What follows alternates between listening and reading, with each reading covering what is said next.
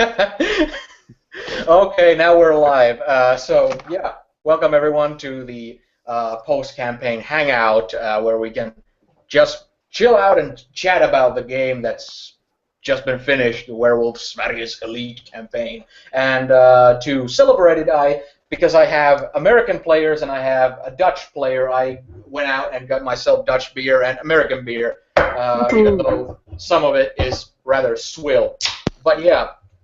Uh, let's just have some fun and hang out and stuff. So, yeah, something I want to mention right off the bat is that, you know, no matter how much it might sound like I'm sucking your dicks, it's very much been that during this entire campaign, uh, there's been a huge uh,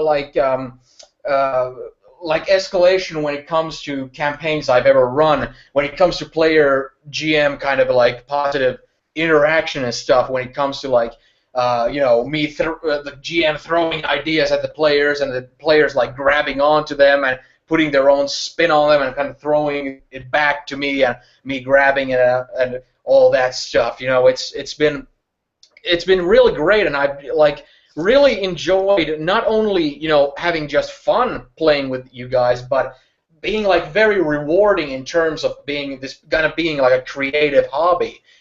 So I just want to uh, toast to a good campaign that's now finished with my Budweiser in my little mug here and whatever you guys is drinking. So yeah, keep peace.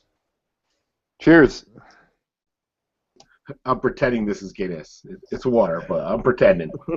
There you go. Yeah. Yeah, no, I agree with the sentiment. I found all of you really easy to work with, and a lot of times, sometimes people's own, I don't know, as my brain farts out. But yeah, everyone was easy to roleplay with. The back and forth was very simple. I never felt like I was confused. You did throw a few like really hard choices for me, which that is awesome to come up with where I actually stop and I don't have an answer right away, and I actually have to stop and think. I'm like, I don't know, which in the game it kind of like slows it down. But then I always love that type of questioning what the thoughts of my character. Sometimes it's just easy. You just kind of get into it. But then when you have difficult decisions like that, that's awesome for a GM to bring that in. Because normally you kind of just automatically know what you're going to say or what your character's going to do. To create a situation like that where I didn't know what I was going to do is pretty awesome as far as I'm concerned. So cheers to you for that. Yeah, I thought it was okay. It was a no, it's the same. I mean, in real life, I'm usually the storyteller, so I love being the player. And the cool thing is playing with different people and playing with you guys is it allows me the form of comfort to try things out and to kind of try to step away from the characters that I usually play and just give it a try to see what goes on and just getting the feedback and that sort of stuff from you guys. It's just nice, and it's funny to see how three different characters, which I mean, let's face it, our characters were completely different, got so close so quickly, and I've often had that characters don't really mingle well together, but they just do so because it's because of the game. We have to stay together. But here, I felt like the three characters really became close, and each brought their own to the game. Yeah, for sure. Yeah, I wonder if that part of that is because you did the three intros, like the three separate. Like you could see how Phil and I could easily be close. How Red Claw and One Fang became close because One Fang kind of went and rescued you. You had set that up, but it was very simple to bring Curious Mind. Because the way you played her, right? She was so curious and caring about it, and she was so much into the pack that, like, even though from my perspective as One Fang, like I didn't really understand that until later in the game. but you made him want to join, want him to be part of you, and and then Phil obviously took that into consideration. So it made it really easy. And I agree 100%. I played many games where you're trying to fit your characters together, and it just didn't quite. You're like, well, I don't think my guy would like you. In fact, he'd probably kill you, but I'm going to keep it okay for the game. Yeah, exactly. But here, yeah, I never felt that at once. Never felt any distance at all. Yeah, immediately. Yeah, it's exactly. real easy to make characters that are very like self-serving or very like individualistic to to the bitter end type of thing. Where with a game like this where your pack animals, it's very good if players come up with character features that just enforce that, where they want to work together with others, they want to strengthen the whole pack as a whole and not just work to their own ends or anything like that. And at no time did I feel at once that anybody had that kind of a feeling where, well, I guess because we're player characters we have to stick together. It felt really natural. It felt like really true to the characters and all that stuff. It was all great.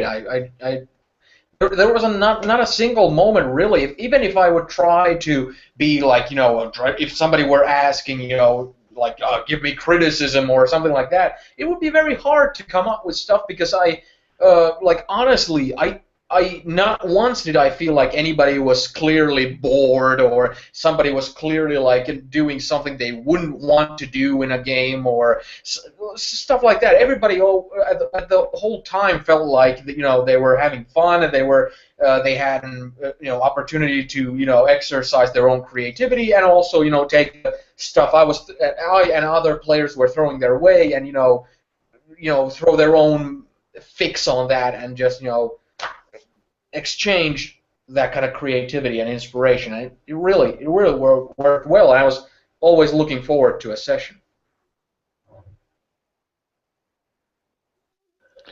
Oh yeah, same here. As far as criticisms go, I'm always terrible at that. I can never deliver a good criticism.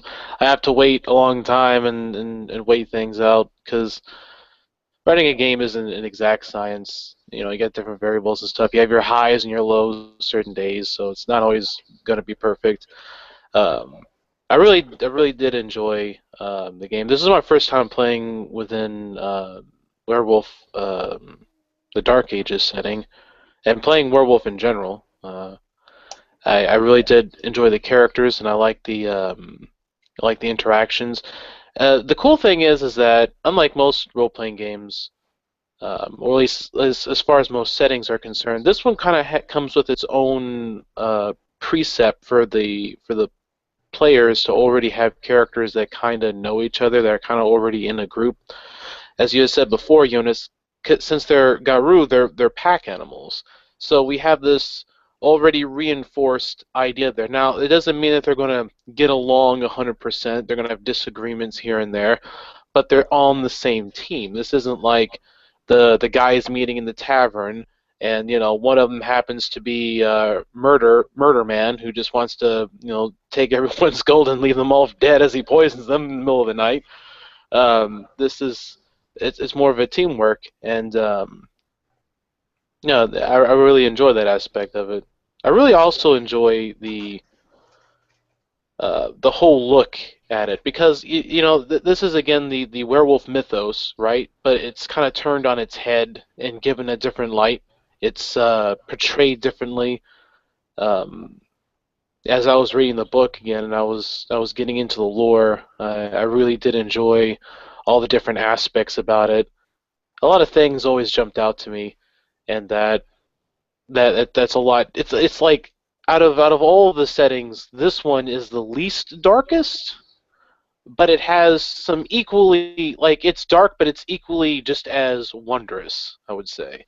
Yeah. Versus something like a vampire, which is like, you're drinking people's blood, like your very existence is to leech upon other people's lives.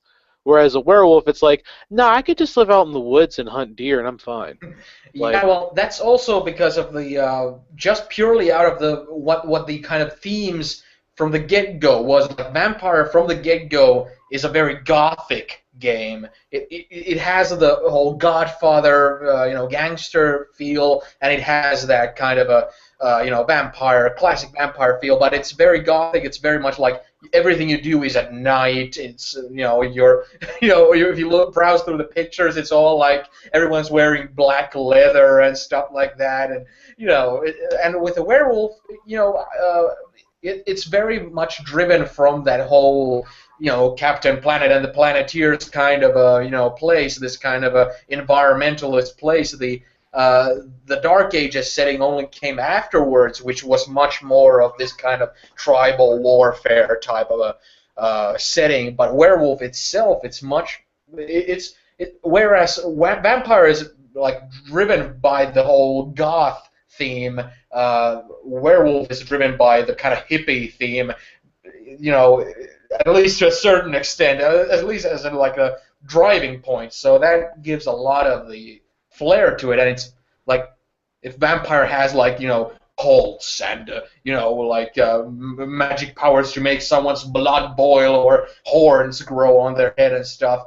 Werewolf has stuff like shamanistic rituals and spirits and this kind of Mother Gaia, these kind of things. So from the get-go, it's a totally different ball game, even though it's World of Darkness. Yeah, I found like Phil. This is the first pure World of Darkness game I've played. I've played other games like the Gentleman Gamers, Bioshock game, which was based loosely on it, and Tim Harper's Wars game, which was based loosely on the rules setting. Had nothing to do with werewolves, obviously. But yeah, this is the first time playing any type of werewolf or vampire in a game like that. I liked it. I think as when I was younger, I remember when World of Darkness games first started coming out. Obviously, I've been playing D&D for 15 years before that. Shows how old I am.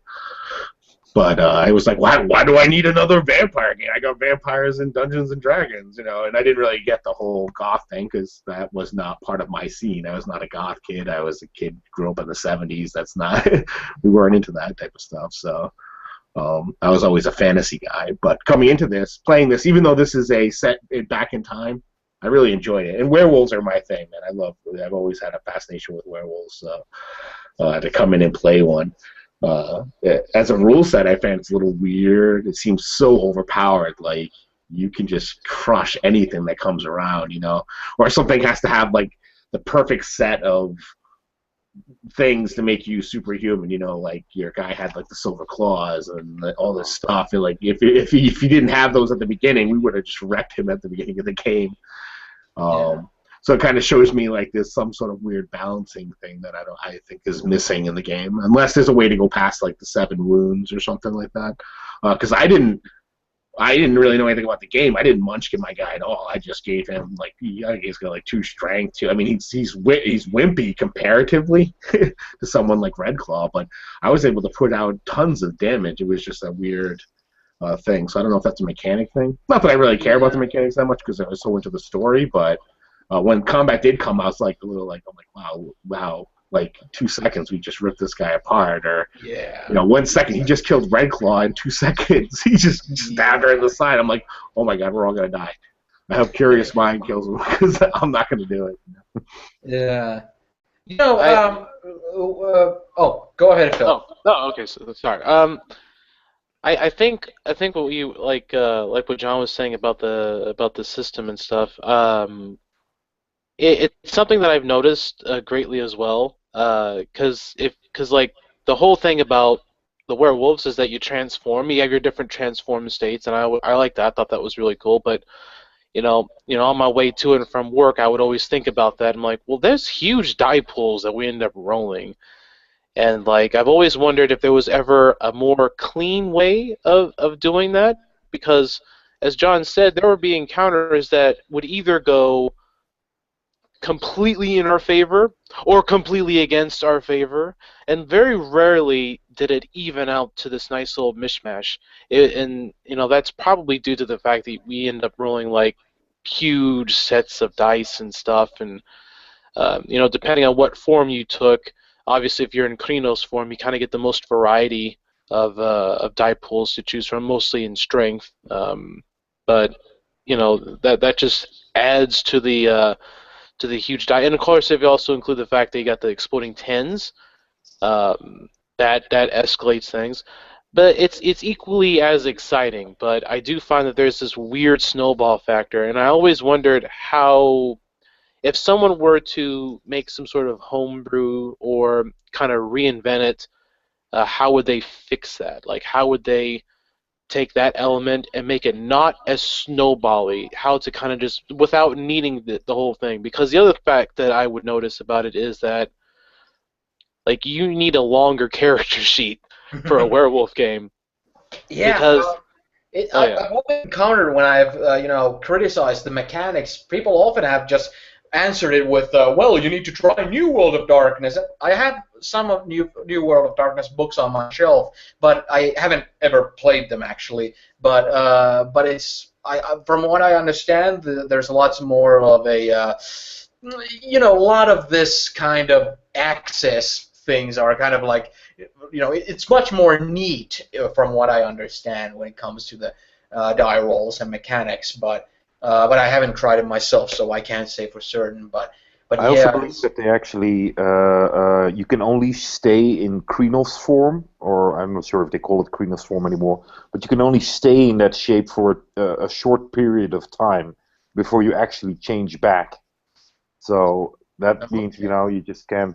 So it's like kind of like a okay, I'm in deep shit, so I need to now unleash it. Yeah, you exactly. need to save up your Krenos. And there's something to be said for it, but I really liked the idea in the old World of Darkness that all shapes are equal to you. They're all as much part of you as your human or your wolf shape, whichever you're born at. So that's actually one of the things that I didn't like when I heard it about the new World of Darkness, where I was like, but you're a werewolf. Why can't you be a werewolf constantly if you wanted to? I hear you. But actually, before we go further into the mechanics, because the mechanics, we can return to that later, because at the end of the epilogue, I asked if anybody has questions or talking points for us that they could put it in the comment section of that video, and we did have a few questions. So one of that questions addresses that, so we can return to that at a later time. I think I'm going to go into the questions if everybody's okay with that, so we can just straight shoot with them. And these questions were sent in by Colin Cruikshank. If I'm not pronouncing that name correctly, shoot me. The first question is, which were your favorite moments for each PC, for each player character, meaning, of course, your characters? And why don't you guys, since you were the players, the player characters, why don't you go into the answers first? Okay. I do have something I want to bring up real quick. Do you want to try to use the Q&A thing? Oh yeah, I completely forgot about that. Roger did bring it up to me before we came on and stuff, like, what about that, live feed thing? I have no idea how that works. So if you guys, all you gotta do is just hit that Q&A button. I think it does it automatically. Well, if it's not a burden, go ahead and use it, and whatever goes into it. But I think you need to click it, right? Yeah. You're the host. You have to use it. That's what I was saying. Where is it? It's to your left, and it's this little bubble that says Q&A. It's the fourth one down from the top. Okay, I see. All right. There and you hopefully go. That this should. feature is not in use. Oh, really? What's going on? Madness. Uh-oh. Well, it doesn't seem to let me use it. No. Oh, we'll figure it out next time. Anyways. Next time, yeah, right. Next time. Gadget. Once the DC Adventures game is done, and we'll have the post-campaign hangout with that.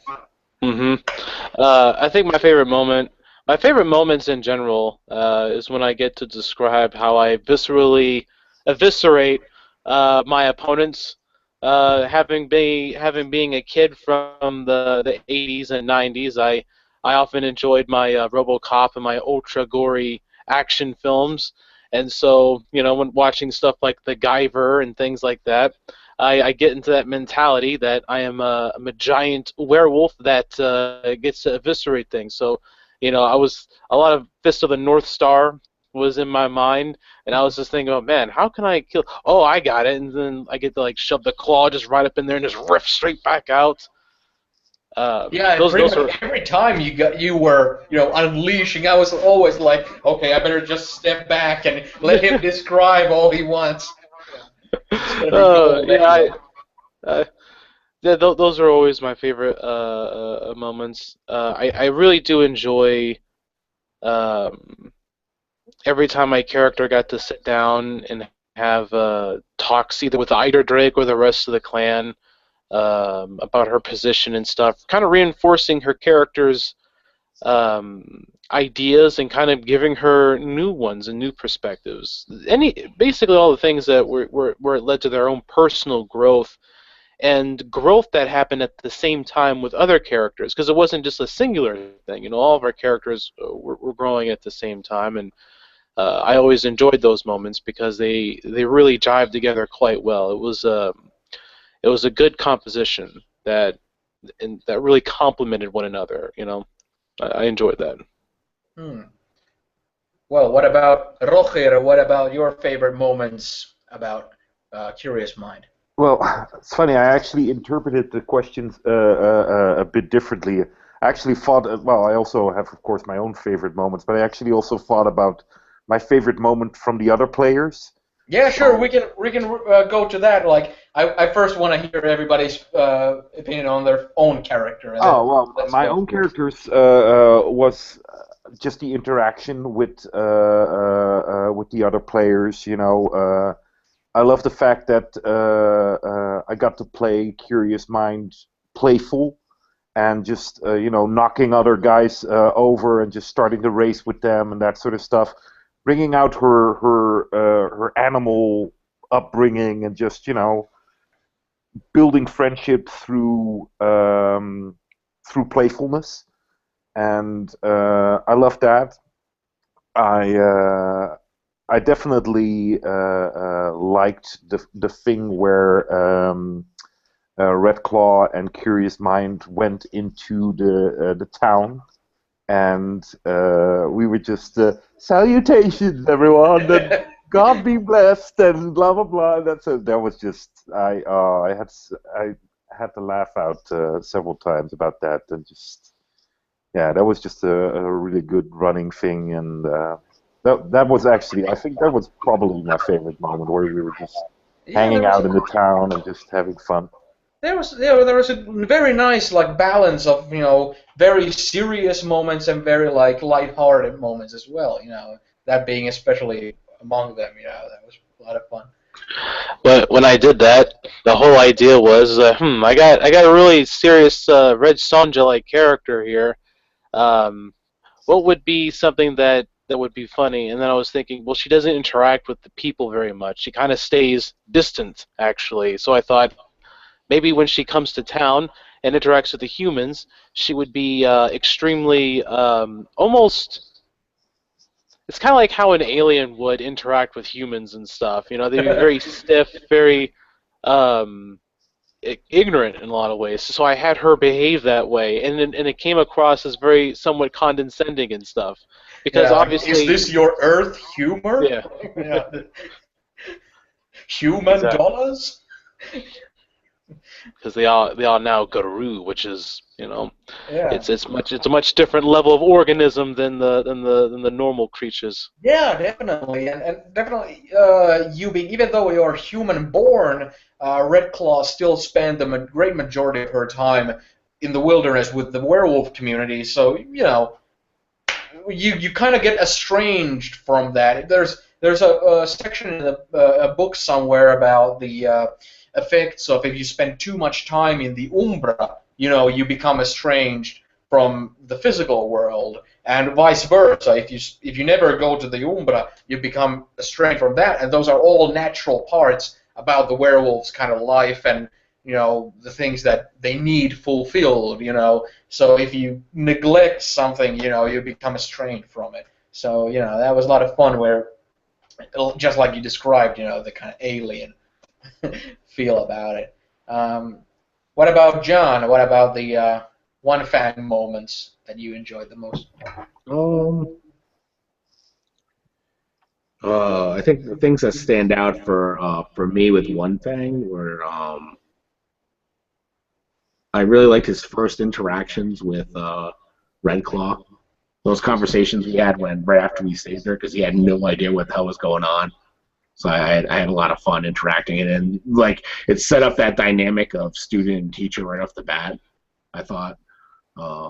But for me, I think my favorite moment was when we were going up against the werewolf, whatever they call him, and I was able to stop Red Claw from just facing him and just like telling him I was sorry.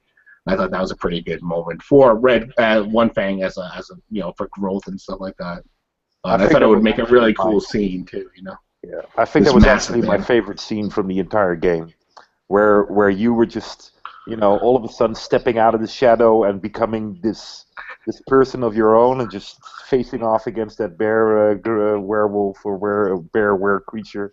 I think overall, I think my favorite session overall was that one where you guys went to the fungi realm, and there were like I feel like everybody had a pretty equally like a character moment in that place, more or less, and it was kind of like the thing you mentioned about the vampire and werewolf kind of differences, Phil, where werewolf has much more of a kind of lighthearted and more like nice or happy kind of a thing more than say darker one like a vampire game, where that session really stands out for me for being this very kind of the meditative qualities of nature when you go off to like to the countryside and you stand in front of a lake or something and there's like no sounds around you and you're kind of like peaceful and all that. It just evokes that kind of feelings with me. That session does when you were in the fungi realm, and I'm just really glad with that. And when it comes to One Fang, moments I enjoyed the most with One Fang, I very much enjoyed the interactions in the prelude session with Agnes. When it comes to romances in role-playing games, I feel like I've never really gotten it down well. Like in the past, I've gotten it down to where a player might suggest that, okay, I want to have this romance subplot here and there or something, and I haven't, because of my own, faults as a GM, I haven't like really underlined it properly, or I haven't like brought it to the forefront of the story enough, or sometimes I've even forced it way too hard. I remember in the Cthulhu Tech game, I felt like I kind of forced the romance subplot on Zig's character, and here I felt for the first time when I started with the Agnes stuff, throwing stuff at you, John, throwing Agnes's, reactions to One Fang and, the kind of interaction stuff. I so strongly felt like you just, like, I was tossing, a ball to you and you grabbed it and you tossed it back, this kind of, like, I really felt like you immediately understood what I was going for, you grabbed onto it and you, went with it and you put your own spin on stuff and you, this kind of, inspiration feeding inspiration thing, and that was, a lot of fun for me as a GM. And, in terms of the story itself and the characters, it was also satisfying to me because, I like romance stories and I felt like it worked pretty well there. Yeah, I think that of all the times I've ever done any type of romance, that was probably one of the few times where it worked properly. Where, like you're saying, I didn't feel like there was a key trying to be forced into a keyhole or anything. It was just, no pun intended. It was just meant to be the way it is. Um, yeah, and you brought it in just I think just the right amount to show me. And it's easy too with excuse me the way that One Fang was at the time. I think that he was looking for anyone, and all of a sudden there's this star just appears before him, who's treating him kindly. I can totally see a kid in his hitting puberty who just totally falls in love. You have that young love that's probably stronger than any love you can have even when you get older. It's just that binding, that bonding that's created immediately. So I tried to play off that. So And yeah, also, I really enjoyed it. as somebody like Agnes, being more of a kind of a free spirit and somebody who's interested in the world and what's going on and all that, the best she had to hope for was being married to like a disinterested fisherman, or something like that. So it was like to me, it always felt believable that when she came across somebody who's like traveled across the world and who was teaching her about new things and stuff, that she would have a very strong interest in that person and be very taken by that person. So it didn't feel that forced, like, oh well, here's a player character. Oh, of course I'm gonna throw myself at them. So yeah, I Yeah, and I was glad you didn't kill her because I've had like other people try to, get you attached to these people and they just kill them, and I'm like, ah, that would suck. Yeah, I actually had in mind at one point that there would be an actual, like, I was imagining that her witch trial would have gone far enough where you would have had to rescue her just as the pyre would have been, about to be set on flame. And I felt like, personally, I felt like I can't drag this, Mordecai Kramer thing too far before you guys will be just, why don't we just kill him off, type of thing or something, but also because I didn't want it to be that big of a, people get, emotional attachments to characters and all that. I didn't feel it was necessary to have Agnes be tortured and have her publicly admit that yes, I am a witch, whatever it takes to make this torture stop, and and then the whole community would have heard, oh, she admitted to being a witch, so. Yeah, if One Fang heard that she was tortured, he would have went in there, Krino's form, ripped everyone apart. There wouldn't have been any thought to it. Yeah. And also, And her being pregnant, that would have been also an added kind of dickishness, I think.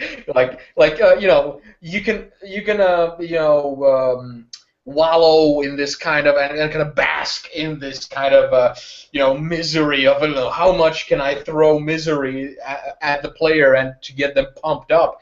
And at some point, I've had it happen in games where I've thrown too much, where like players have actually like committed suicide because they got just it's gone too far. Where they're like, there's no way out of this. There's no hope, type of thing. So I kind of tried to just stay conscious about that as well, and not to be not like revel in causing misery to players or something. yeah, I thought the whole thing was well done. And listening to some of them going back and listening to the conversations that Agnes had with One Fang, I feel that it was believable, as far as the situation goes. And I think that that's normally kind of hard to do in most role-playing games, I think. So yeah, I agree. I was kind of happy and proud of that too, and that she didn't die because that would have been sad. Yeah, that would have, especially once she was pregnant, that would have been too much. That would have just been like the tone of the game would have completely like sunk to like the like depraved kind of like, oh, this is that dark. Okay, like Yeah, that would have been like that scene in Austin Powers where that guy is still dying, and everyone's sitting around there listening to him. Goes, oh, and now I'm being burnt to death by scorpions. Why? Why? And then like minutes later, you still hear him screaming. It would be like that drug out and over yeah, the and top. when you take it too over the top, it's Like I've been like I was once in a Wraith game that the Gentleman Gamer ran, and he's an excellent game master, but for me personally, the tone of the game, which was very much in tune with what Wraith was all about, but it's just that was like a one time when I noticed that okay, this game is clearly not for me because it's like it completely revels in this misery and self-loathing and all this stuff, and this is not good for me. I better step out, you know. So I try to if it's like okay, this is an action adventure kind of game, you know, when one time you have like comedic like earthworms talking like truck drivers and stuff, and then all of a sudden you have a pregnant woman being tortured to death. It's like, come on, man, like establish a mood here. Come on. Yeah. What about Phil? What were your favorite One Fang moments? My favorite one thing moment was when during the first few sessions when I was when my character was sort of like a mentor, because I had a lot of fun, kind of because like I didn't know too much about the entire lore in general, but I knew enough where I could just like wing it, and because we were given that sort of control, um, it felt very I felt very comfortable doing that, and it was a very fun time to sit there and just kind of guide him, because in turn we were kind of both learning about it, and I thought that was a really strong, character interaction between those two. Like those two really jived together well. It created a good, strong bond from the get-go. Um, he rescued her from that situation, and in turn, she is teaching him about what it is to be Garu for someone who is just newly initiated into this world. All this, no more than like a few weeks ago, he was just a human. I was a human, but now I am now a Garu. I am now more than a human, and that's a lot to take in. So she kind of took on the role to teach him that, and seeing him learn those things and acquire his own path. Those were my favorite moments, because you could see that growth escalate. You could see him go from not being very confident about his decisions, not being very knowing about them, and then later on that escalation, that climbing to the top, where he becomes far more assured of himself, and to where he is now, where he's far more competent than what he was, and again, there's still those aspects that he has, but that's going to get expanded upon later on. So, Hmm. I really enjoyed that. Yeah, that was like definitely, especially when after he committed the murder of the woman who was creeping up on the window. I think it was like 3 sessions in a row where you had to like sit him down and like this is what we have to do at these situations. It was like very much like this kind of like even though you guys didn't have an outright mentor-student type of relationship because you were both like first One Fang rescues you, and then in the kind of a climactic part of the game you rescue One Fang and all that, and you were all like packmates looking out for one another in countless scenes throughout the story, and I just like the fact that you had to always be the kind of force to bring One Fang back to the ground level, kind of, because after that he was like completely riddled with guilt and completely like wallowing in his like loathing and all that, and you had to grab the bull by the horns type of thing, so that was awesome. What about Roger? What were your favorite One Fang moments? Well, you actually already mentioned it. Well, the hands down, the for me the best moment was when he was facing off against the bear. That was just awesome, and I just, in my opinion, that was this huge step that One Fang made from being this like, what is my role in this community? What should I do and that sort of thing, and where actually, even though it wasn't that like cut and clear, Red Claw and Curious Mind are two sides of a coin. You know, Red Claw is like kill everything, and Curious Mind is like, oh, let's see what they have to say and that sort of stuff. And One Fang is a bit like the circle around it. You know, he's the one that brings the balance, and I love the fact that he there at that point really chose to just, okay, let's just go talk to this guy. I think I can control this, and the fact that Curious Mind got that, and she was like, she had no doubt in her mind that he's got this, and she just sat down and just watched him do his thing. That was, I love that moment. I love that interaction. But a close second to me was actually the thing.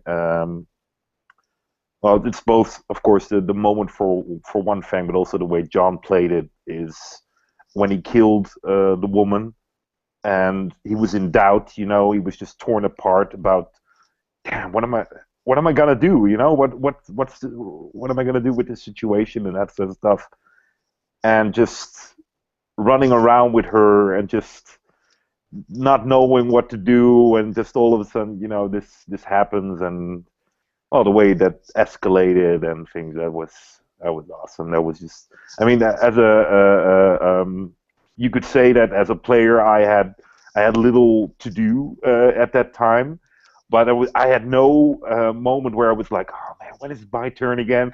I was just focused on the story, and I was just, oh yeah, I can so imagine how this character feels and how he's doing, and both John and Phil did a great job at portraying that. So that was just that was really good to watch. Yeah, it was like not only were everybody's auspices different, where their roles in the group were very different, but everybody also like portrayed that very much like everybody felt like they filled in a role where like if something needs somebody else's opinion, we need to pull him there, or we need to pull her here there, and it felt like everybody was really like at no point did it ever become like a one-man show or on any level. It was always like, even though at sometimes the limelight might be focused more on somebody else than another, it was still always like this group effort, and every time it was like, well, I have doubts about this, I have to turn to my friends who know about things I don't know about. So that was the whole like group mentality was really great, and the team effort was really great, both as characters and in the actual playing part. It was all great. What about John? What were your favorite Red Claw moments? Oh my God, Red Claw. I like Phil. I think maybe because it was the beginning of the game when I first got in those conversations, like you were saying, when I first got to talk to him, and because I was coming into the game with no knowledge. I think I have one outdated book that I was flipping through for some of the information, but I mean, I didn't even know like what a Kratos was or anything when I started playing. So I'm like, all right, I'm trying to wing this and get into it, and I didn't mind it because I'm like, my character has no idea what's going on anyways. And then to ask Phil, and Phil just, whether he just seemed like he was like the most knowledgeable person in the universe about Werewolf, because he was like, bam, bam, bam, this is what you do. There is nothing else. I'm like, holy crap, Yeah, and just say it with like the confidence. Even if Phil wasn't sure about what he was saying, as long as he says it like he knows what he's talking about. Yeah, that just makes it awesome. Those interactions. And anytime Phil gets to combat, I just love it when he turns into his wrestler. And he grabs him and he slams him down as he should be down. He grabs the big elbow and he drops it. Those interactions. And then, of course, I mean, how can you not love, which came out of fucking nowhere, the salutations. I'm like, what the fuck? I couldn't even talk. I had to like mute myself and just like laugh because that came out of nowhere, man. It was so perfect and so counter. intuitive to what you would have thought she would have been like. That it just struck me, and even now it makes me laugh when I think about it. Oh, how you doing? Pleasant to know you. God be with you. And it's also when I look at the profile picture of her like scarred face with a skull on her hip and like and then like imagine her having a dress and it's still the scars and stuff and like behaving like a proper lady. Like, and the it's fact such that a like contrast that was a lot of fun. I couldn't even roleplay as One Fang because I was laughing. He's asking me questions using that voice, and I just can't. And I just picture One Fang just staring at her, like just imagine like what the hell? I don't even know how to respond to that. Yeah. Yeah. Those are some of my greatest. Yeah. Yeah. That's definitely stand out in my mind. They were awesome. Yeah, that was a lot of fun. What about Roger? What were your favorite One Fang moments? No, Red Claw moments. Red Claw, yeah, of course, yeah. No, again, Red Claw, the thing in the village where she was doing the thing, that was also, it broke me up. It was amazing, and it's just exactly what you guys said. So completely different from what you would expect her to be. This pouty, broody kind of person in the village and that sort of stuff. And all of a sudden, she's kindness incarnated. She's just, oh, how nice to see you. So that was just awesome. And I think Red Claw as a character was the most, in my opinion at least, the most stable one of constantly being at a certain level. And I love the fact where Phil gave us a lot of insight in her inner monologue and that sort of stuff. The frustration between her and Oxpear. I also really like that, where she's like building up, and now all of a sudden this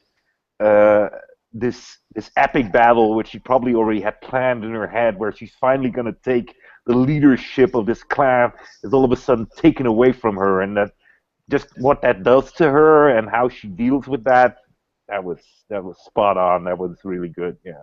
Yeah, it's actually like I was really happy with everyone, doing a lot of those descriptions of what their characters were thinking, feeling, doing like physically or anything of the sort. Even if they're like describing shifting their weight to another foot and squeezing their fists and stuff, it feels like in a role-playing game when you're trying to imagine like picture it in your mind's eye, and if something doesn't get described, it's almost like it doesn't exist at all or something. So I just revel in the descriptions of stuff, and oftentimes I've ran games to people where I describe the kind of thoughts and feelings and all that stuff. And I don't get an echo. I don't get anybody doing the same to me, or if I'm being the GM and I'm describing, it sometimes goes to the level where the players are so negligent to describe their thoughts and feelings and stuff that I have to describe, like in order to make the scene feel more like there's more going on than just the actions purely. But yeah, that was awesome I as actually well. thought that Red Claw needed like a catchphrase or something for a moment, where I was like, oh yeah, she needs like to have this catchphrase. But then I thought like, no, she shouldn't have one, because what she does is so pure. It isn't like a gimmick for her. It's just the way she is. It's not like, oh, it's clobbering time or anything. No, it's just she just revels in the fight itself, and every fight is different for her, and every fight is just her chance to shine and to be and actually become the pack leader that she's meant to be. Yeah, and for me, when I think of Red Claw, I think some of the moments that stood out for me a lot that didn't get mentioned yet were I think there was 3 times during the campaign where Red Claw would kind of separate herself from the group. I think it was in the first campaign session when she separated herself from everyone during the moot, when she would kind of just go to the sides, and then Drake would like have a little talk with her when she was alone. Then when everybody was looking at the green dragon, totem pendant, and the eye would open and all that, and she would at that time go, hunt deer by herself, and also later on when after the whole ox spear, fight thing, when everybody was kind of thinking of going to the church next, Red Claw was kind of by herself, kind of finding these moments to just train or to just be by herself with her own thoughts and kind of collect herself and all that. And every time she would do that, things would be happening, outside of where she was, and it was like everybody's about to get into real trouble, and they're gonna be,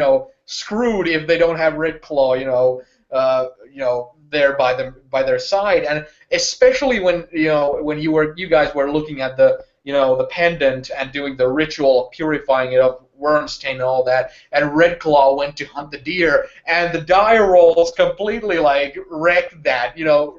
Phil just rolled botches after botches after botches, and completely like fell from the tree and scared the deer away and all that, and it became apparent that without your group, you're nothing. You need your pack in order to function properly and be like a well-oiled machine type of thing. And every time you kind of detach yourself from the group, as soon as you attach yourself back and everybody was together, it was all three of you. Everything seems to immediately go your way. It was like I noticed that kind of a trend where if Red Claw, if you guys separated, you were like, it was like a divide and conquer. You guys, immediately like stuff didn't really work out well, and as soon as you got together, everything seemed to work out fine. So actually, the thing that I had a really clear mental image from was in the thing where Red Claw was in the pit, and she was just trying to do every kind of thing to survive and that sort of stuff. Digging herself into the dirt and just going commando style, completely covered in the dirt and that sort of stuff. That was like I could just picture that completely in front of me, how she was just there and just trying to keep herself busy, not to go crazy in this locked up area. Because I think of all three characters, Red Claw would be the one that is mostly hurt by being locked up and by being confronted into this small space and that sort of stuff. So that was really awesome. Well, she did start to talk to a skull. Exactly. So it's not like she kept all her faculties, back. She's the only one that hears it, yeah. Yeah. But I need to go and take a piss break. You guys entertain the viewers. Yeah, those moments were really solid. I definitely enjoyed that. My mentality for the town scene, as I said before, it was purely like I thought about it and I was like, maybe I should have her act, in a very similar manner. But then I thought, nah, man, let's have her put on the complete opposite. I wanted to surprise people, and I was feeling like it was a good time for a humorous moment. And I was like, what if she did this show up and started acting like the picture of kindness, not this eviscerating killing machine.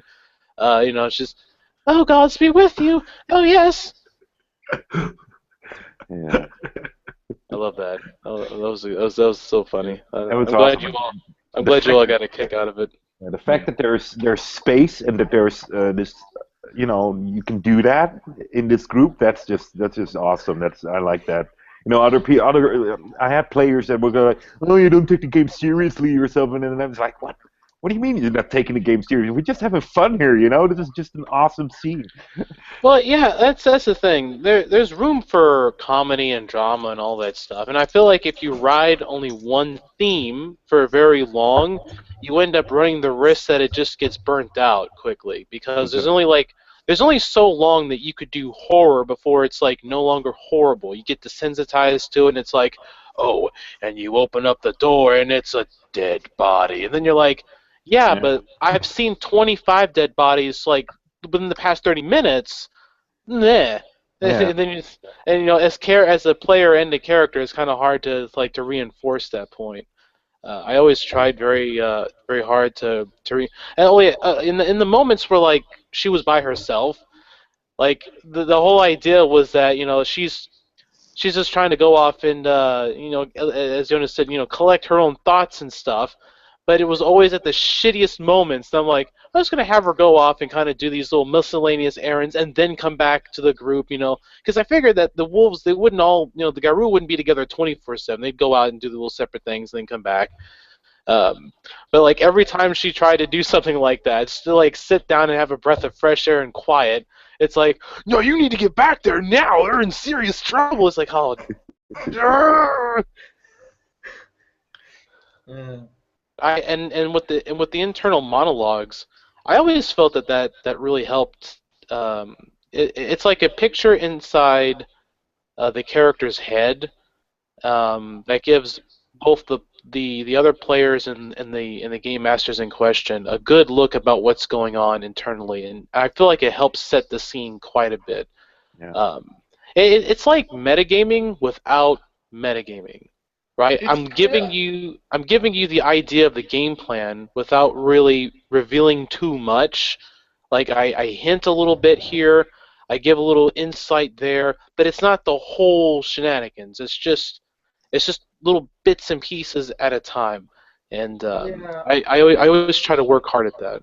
Yeah, and it's also like when it comes to like comparing like books and movies or something, it always like with books you can always like make a whole chapter of characters doing nothing but like sitting and thinking of stuff. Whereas with movies, as a visual medium, that will be completely like it would completely like bog down the narrative, and it would like the pace would be all messed up and all that. It would become boring easily.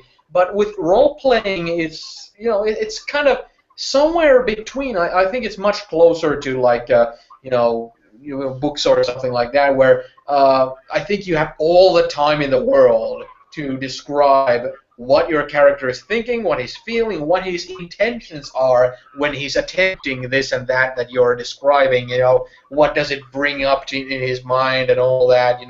It's you have all the time in the world to do that, and it's always. I've never felt like it was like a bad thing. I remember once I played in a Orpheus game where everybody's a ghost hunter, basically. We had a player who was playing for the first time. This chick who was really into the clothing and the apparel that the character would wear. And when we had the introduction of the villain would have like his big villain speech like ha ha ha ha, you fools, I've been pulling your strings all along, and the player will like cut in. When my character enters, she's wearing this and that and she also has this and this little flower in her hair and this and that, and everybody would just laugh because it's like the most dramatic dark moment, and the player just cuts in. But what my character is doing is actually this and that. So but in most cases, going like really really descriptive about your character's intentions and what they're doing is always a plus for me, at least. Well, I think it's based on the flow of the narrative at the time, right? Like in the middle of combat, you're not going to stop and describe everything you're wearing. But if I'm just going to visit Agnes, or when I was preparing to go to the church, I described what I was wearing because it's important. Because that's part of the whole looking good when you go to church type deal. That's important to one Fang and the churchgoers, Yeah. But I mean, you just have to, portion out how much description. Like I try to always, unless I'm in the middle of a conversation with a player or the GM or an NPC. I usually try to put in some sort of physical thing. Like, I guess this could go into one of the other questions about a hint or a tip. But when you're, like, even something as simple as I reach out and press my hand on his shoulder and then I start talking in character. Because that does give a hint of what you're feeling. You're trying to comfort that person. Or, if I stand, like you're saying, making fists and, I'm getting ready to scream, I am one Fang, part of the War Hearts, Philodox, or whatever, that's a totally different scene. But I always try to put something physical. Or mannerism, I say like I smile and then, because even though we have a picture of each other, you might not see me smiling, especially when I have a heavy beard going. You can't see. Yeah. It raises our difficulty in our empathy roles, trying to decipher what you're actually feeling. Well, what about it, John? And what were some of your favorite Curious Mind moments? Oh, for Curious Mind. I thought Roy here's your whole intro, his whole intro, those 3 videos were just awesome. Mostly because you get to see your perspective on what a wolf pup would think was awesome. It was pretty right on, I think.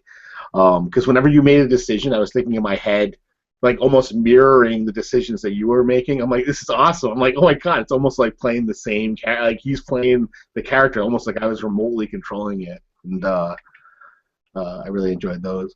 On top of that, anytime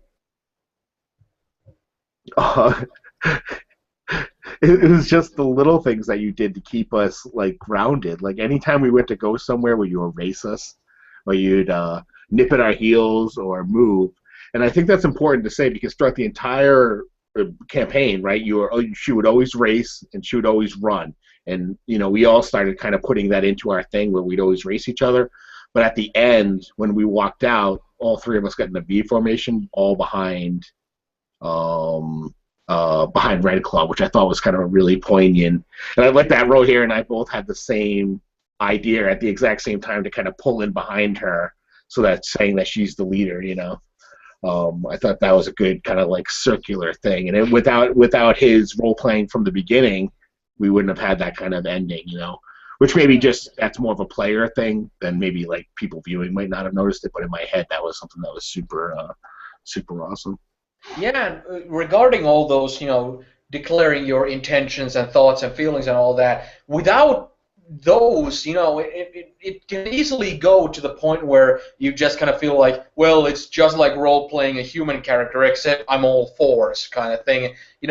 Describing how you perceive the world and what kind of thoughts run through your head based on your life experiences as a wolf pup and all that. That really, like, without that, you wouldn't have had nearly as much of, kind of this this kind of relating with the kind of character that Curious Mind was when it comes to playing a wolf character. And that's actually something that a lot of people complimented in the comments section, with Curious Mind's portrayal by Roger as a lupus character, because great many a times people encounter, like somebody's playing, oh, I'm playing a dragon, he's just inhabiting a human form, and they just act like any human with just dragon-themed superpowers. It's like if you're going to be a completely different species, and that brings with it, a whole boatload of stuff to think about in role play, and that was pulled off great. That was awesome stuff. Yeah, he absolutely did a brilliant job with that because, even later on, you always had it where he would pop in with the right statement that says, I don't understand what you're talking about. That's a human thing.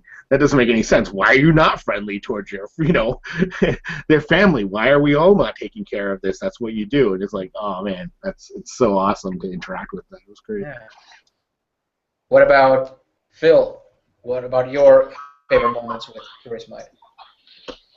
I think, like from the beginning sessions, those were just awesome just to see, because like Rohir is playing the Lupus Born, and that is a very alien perspective because that's an animal, right? It's not, well, I mean humans are animals too, but like it's a non-human thing, and so you have to take your mentality and put it completely somewhere else, because wolves wouldn't think the same way that a human would during certain interactions. And every time we came to the village and stuff, that was definitely some really key points that honed in on it, like the idea of like combing the hair and stuff, or even simple things like just not getting too close to people and things like that. Those things were handled very well. It's the aspect of it, but I also really like, as far as her moments go, the every time she was in the Umbra, because she has this connection, right, to the spiritual world more than the rest of us. Bloodline and such, all that all comes together, and so you have this cultivated destiny, bred out of through the family bloodline. But then you also have this spiritual awakening that erupts as well. This rediscovery of the past and this connection that gets made. I really like that. And the fact that it's done through a slightly more alien perspective really ties it in together. Those moments were solid. Yeah. Absolutely loved it. Yeah, for me as well, my favorite moments with Curious Mind were definitely every time you interacted with spirits. Like, there were a bunch of comedic stuff with the earthworms or something like that, but it was still like you were the only one who, well, One Fang would enjoy coercing with what he called Master Bear, the bear spirit. But when it comes to hierarchy of spirits, there's the spirits that are low enough where you need spirit speech in order to speak with them. That was always like when it comes to solving a problem, getting further information about stuff. When it comes to Curious Mind, every time you interacted with the spirits, and actually also when you guys were in the Fungaia realm, now that I think about it, it's also when you guys were you came into contact with the dire wolves. I think it was like I can't remember correctly right off my top of my head, but I think it was like Red Claw and One Fang were thinking about, is it flight or fight type of situation or something like that, or do we need to shred them up, or do we need to run or whatever? And if I remember correctly, Curious Mind was the one who kind of worked as a mediator there and kind of like understood these creatures because they're like ancestors, kind of wolves and all that. Well, yeah, we were approaching it from the human perspective, right? Is this something we need to fight? Is this something we need to destroy? And Curious Mind already understood what was going on, what needed to be done. And again, that's the lupus perspective lending in there, which was excellent. Like Red Claw didn't know what the hell to really do per se. She doesn't interact with the spirits as much. She has her own little concerns that she has to worry about. So when it came to that, she was a little off. But Curious Mind, she knew what she was doing. She stepped forward. Yeah, it was also I kind of when it comes to things that I kind of hope I would have given more kind of emphasis on, it usually comes to the spirits. Like I wish I would have utilized Eider Drake more than I did. He only came up like a couple of times, and also when it comes to the Cuckoo Bird, he kind of came up only a couple of times, and the same with a couple of other little things, usually having to do with spirits and stuff, where I could have done a better job. And also, I remember that the point when Curious Mind first met Agnes, and I for some reason didn't quite hear, or we spoke on top of each other, or something or the other. I didn't hear when Roger said that she wants to pull on her tongue. For some reason I missed that, and I was like, and for some reason I didn't ask, could you repeat that or something like that, and I just was like, oh, what's going on, and then that was kind of dropped. But that was one of those things where I'm kind of like, oh man, how did I miss that? And that could have been good comedic foil, but it was. That's Ro here as a doctor too. He does that. He pulls your tongue out. Yeah.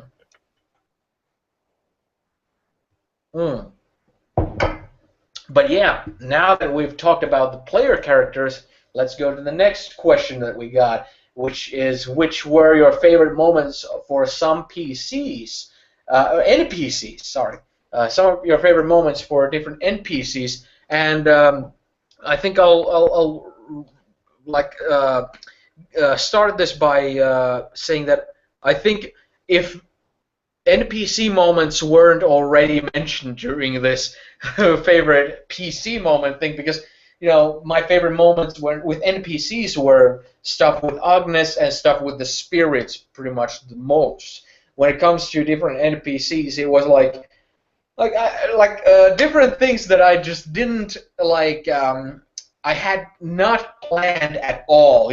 Every time I had not planned something at all, and somebody would let's say, Curious Mind would are there any earthworms around? Sure. And you would talk to them and what's the first thing that comes to my mind? I don't know. God damn it, goddamn humans. This kind of, when it comes off, completely naturally, off the top of your head, with improvised stuff. I enjoyed those kind of NPC moments the most. Everything having to do with spirits. When it comes to the whole spirit world thing, I just love that stuff. And every time I get to do that, I've enjoyed that the most, perhaps. Out of all the NPC moments, there's been many moments with NPCs where I felt that I have something planned, and I feel like if I mess this up, it's gonna ruin a huge chunk of the campaign. Like if I mess up the romance stuff with One Fang with Agnes, it's gonna feel like a dead weight on your shoulders. Like, okay, well, I guess we have to carry out this romance stuff, throughout the campaign. If it wouldn't have worked out naturally. Same with villain speeches and stuff like that. When Human Smoke was giving his little shtick before the shape-shifting, I was constantly thinking, don't fuck this up, because, if I do, he's going to feel like a lame villain, and the same with Shield Maiden on the ceiling.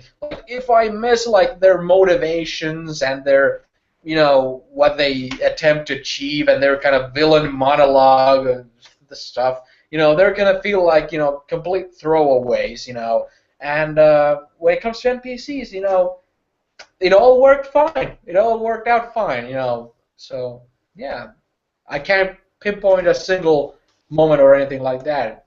Pretty much all of them with a special emphasis on the spirits. What about John? For me, that stood out the most would be Master Bear to One Fang. Those interactions where One Fang didn't quite understand what was going on, so he interpreted it in a way that he could understand, hence calling him Master Bear, kind of like a teacher type thing. To me, also, the interactions with my uncle, more in the prelude than others, I thought that you did a really good job of skirting that point of I want to call violent love. I don't know, where I felt like he cared for my character. At the same time, he was still violent and kind of a douchebag and an asshole. But at the whole time, I felt like there was a core of something that he still cared for me. And I think that's probably a fairly hard thing to do. I think, to get both that negative and positive out of it, without crossing over to either side. So you did a really good job with that. Yeah, I also personally very much enjoyed a lot of the moments, especially when you kind of grabbed your uncle and you wouldn't take the beatings anymore, and you kind of shapeshift into the Glabra form, and he would just shrink out of fear. Those were really awesome moments as well. I really enjoyed that stuff, and every time, I often feel like I'm kind of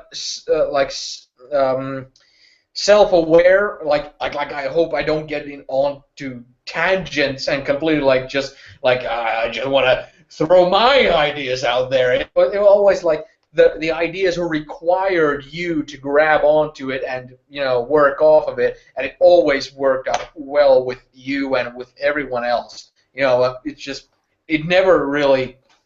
I never felt like I'm throwing an NPC and look at my NPC, like NPC talking to an NPC, and you're just witnessing this awesome scene happening in front of you. It was always centered around the player characters, and the players really uplifted all those scenes.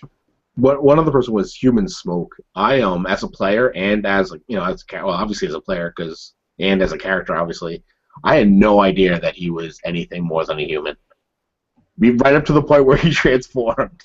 I just thought he was a religious fanatic nut, and he had a bunch of religious guys with him. And it's not like I could go in and kill him, even though I knew he was a human. Like, that's just going to bring more people in, and so he was protected. I just felt like he was just and I was honestly in that whole scene gonna bring him to where we found that guy, figuring maybe something would happen. I had no alternative motives or anything. I was just walking out there blind, figuring my packmates would figure out what to do. So that whole scene, I was just like, I was lost.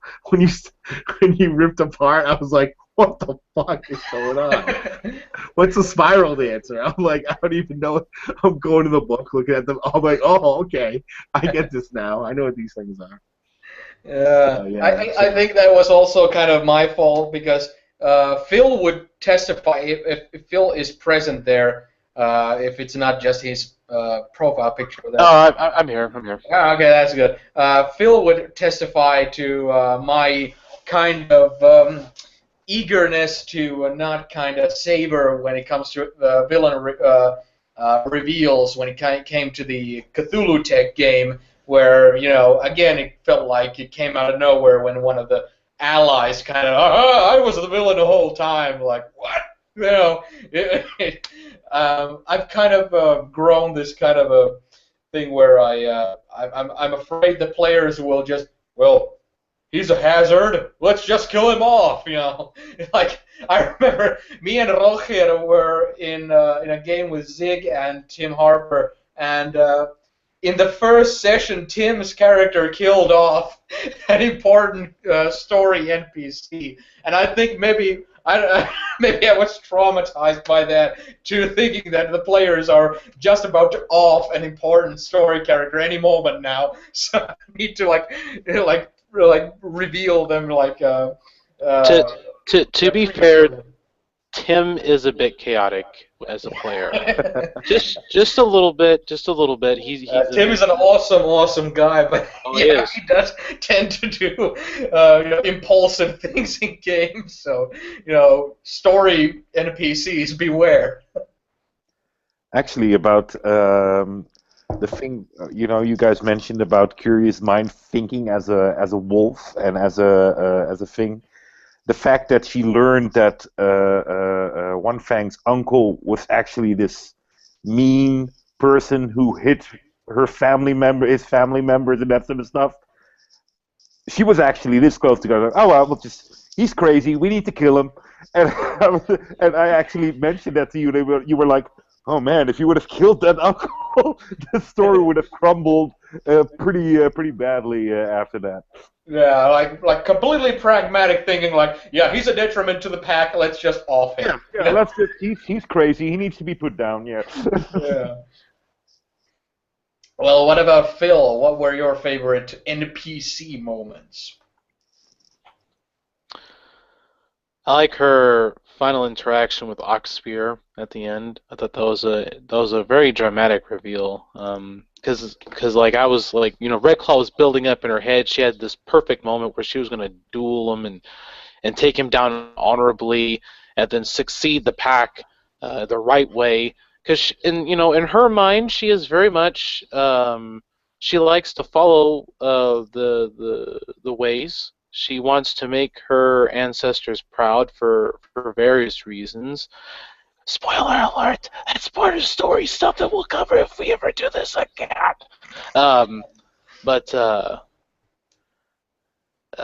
She wants to aspire to that greatness, but she wants to do it the right way. She doesn't want to take it underhanded and stuff. She wants to earn these things. She wants to earn that respect.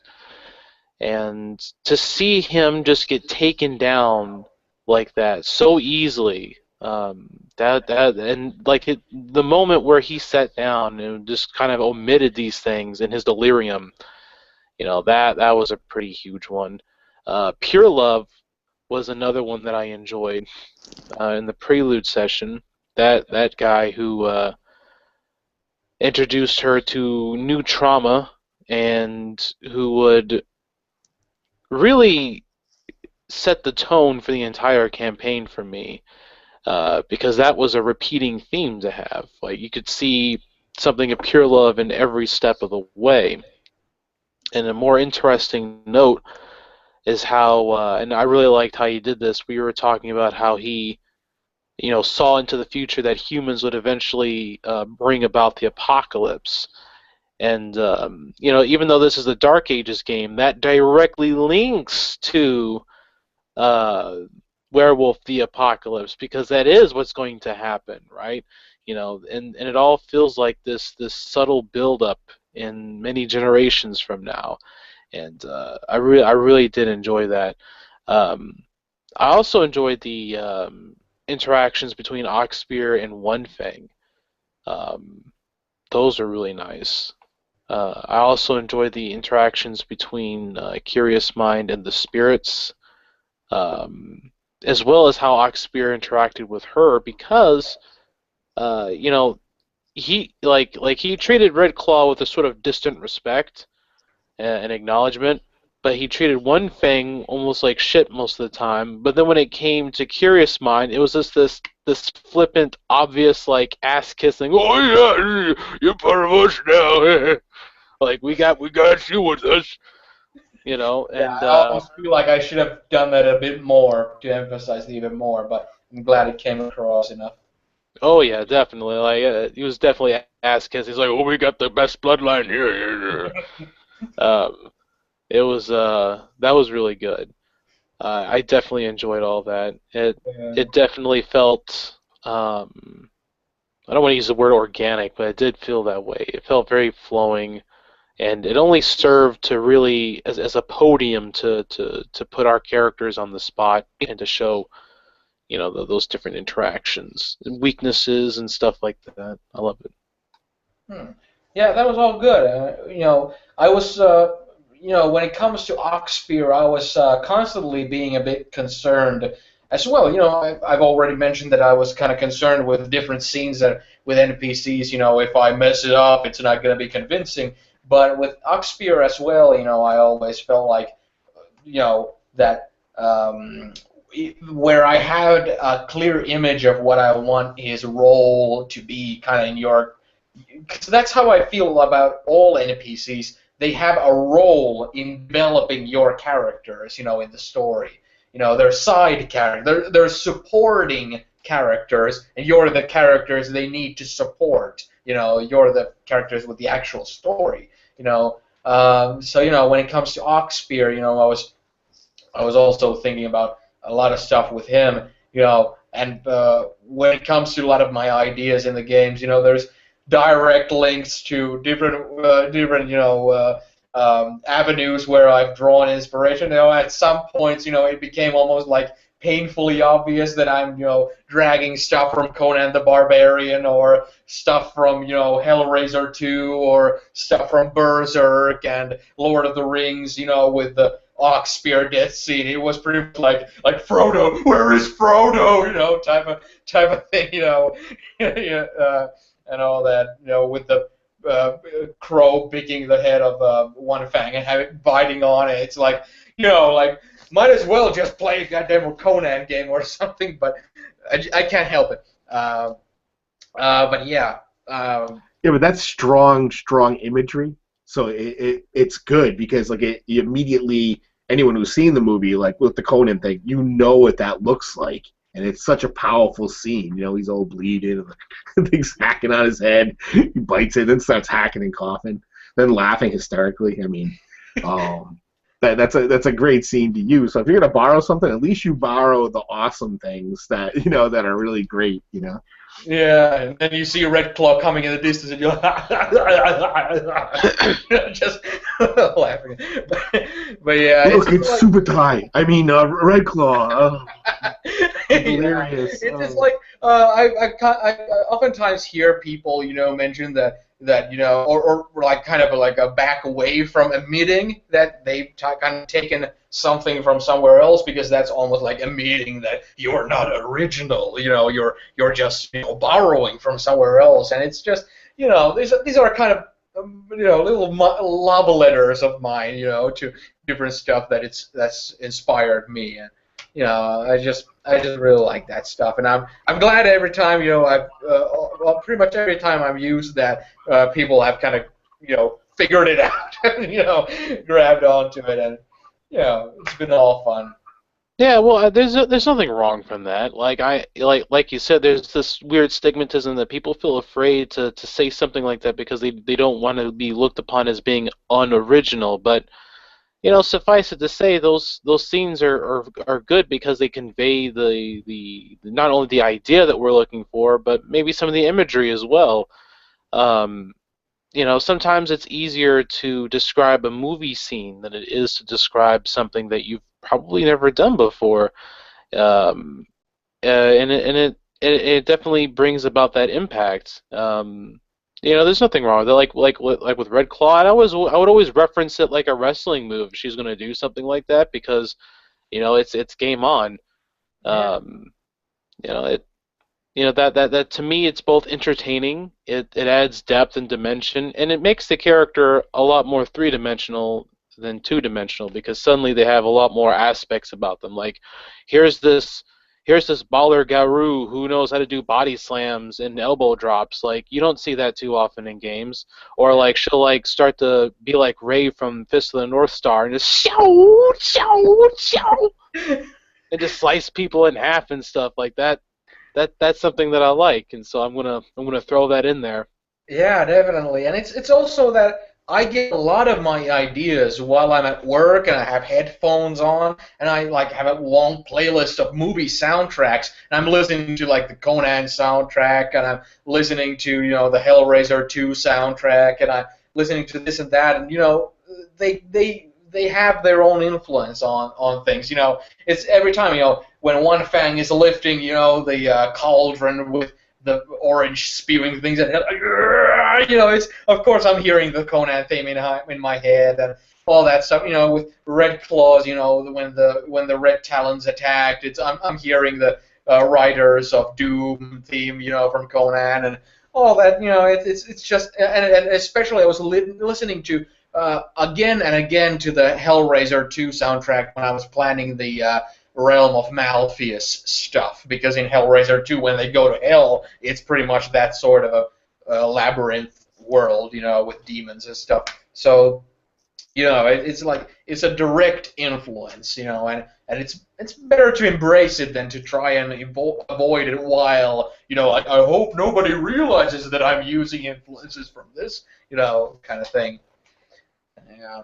What about Roger? What were your favorite NPC moments? Well, my Oscar definitely goes to One Fang's uncle. He was just throughout the entire game. He was this person that we couldn't get a finger on, and we couldn't get a real good idea. Okay, what you kind of realize that he has a part to play in this world and in our story, but you don't know what. And that's what I really liked about him. I was for a long time I was thinking as a player like, oh well, he might actually be or have become a supernatural creature himself, and he might be the one planning all of this and that sort of stuff, and he might actually be the bad guy that we're supposed to fight. And the fun thing is that because of we're all of us not expert in the werewolf game, which actually translates very nicely to the fact that we are starting werewolves, so we as players or our characters don't know a lot about it. And the fact that we saw this huge pattern spider on a church, I was like, you see, I knew I was right. I was like going as a player, like, yeah, I knew it. He's a bad guy. I knew it. But well, it of course turned out differently. But that was just, and the way he changed, and really like the image where they were having this trial, and One Fang more or less knocked him down. I believe it was One Fang, and that the moment, and I really like the way you described it, the moment he struck the ground, he all of a sudden, when he was standing and doing his speech, he was this powerful force that we were having to face off against. and that when he struck down, he was just all of a sudden this old and fragile man who you're like, where do you get your power from, you know? And that's a beautiful thing to see. So definitely him as an NPC. I also want to give credit to, and it's horrible. I've been thinking while we were talking about NPCs, but I'm bad at names. I know there's a red bitch and there's the other one. Dusklight. Dusklight. Oh, thank you so much. Dusklight. Dusklight is my homie. He's just. I love the fact how you portrayed him, and I have to say that I got more of a personality feeling from him than I did from Red Bitch. And Dusklight was just this fun character, and the thing is, him and Curious Mind just matched well together. As like Curious Mind is just interesting in everything he has to say, and he just loves to talk, and he just blah, blah, blah, blah, blah. And I remember the scene where I was just constantly going like, and you were just rambling on, and I was actually, as a player, was starting to think, okay, let's see how long he can keep this up. So it's like, I knew it, because I was looking at your like little picture there, and I was like, and I was looking down, and like when he's gonna cut in, when is he gonna cut in? And it never happened. So I was just letting him ramble, and I was just, oh yeah, this is awesome. Great, okay, yeah. And the moment we met him in the forest, and Curious Mind actually learned from this hare how to leap and stuff. That was also an interesting thing. And the thing that he, as an NPC, also had a nice development where he actually played a really important part, I think, in the story, where his music was a constant thing throughout the story. You know, it was there at the beginning, and it was there at this critical end, and it gave us all this power and this energy of going through, well, hell, pretty much. And that was awesome. I really liked him as well. And well, of course, the interaction between all the pack members and stuff. The fact that Oxpear was immediately so like, "Oh, Curious Mind, you're my friend," and he was hugging her and thing. And she had this completely different image from Oxpear, where he's just this lovable teddy bear which you can just cuddle and that sort of stuff, and all of a sudden he's now this pack leader, and he just and mistreating almost the other two players. And I was like, really? Did Jonas not pay attention how the way he played him in my prelude? It's so different. And I was, but no, you know, it's just beautiful how he switched between who he was interacting with. That was also really cool.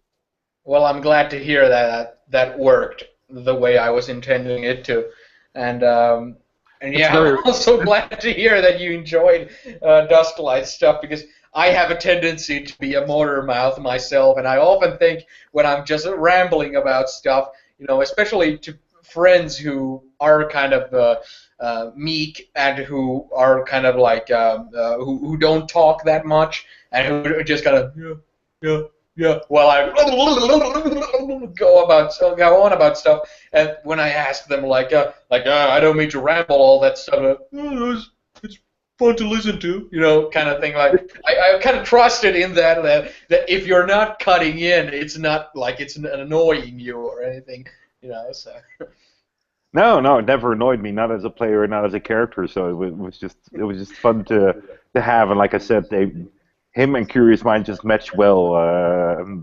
If it would have been a player character, she would have probably drawn even more to him. But she was, I mean, when I think about it, how short a time period we actually only played in game. I mean, so much happened in just these few days, and that's what always tends to happen. Yeah, it's mind blowing. Because it's always like the danger that's looming in the distance. It's always like this really like it's about to happen soon, you know. And it's because when you're dealing with like adventurers or players, it's usually that they will work, you know, from dawn to dusk. You know, it's like they'll be interested in the story stuff, so they'll like investigate, you know, all throughout the day. So it's like, well, shit, when you're working 24/7, it doesn't take that long to go through this with.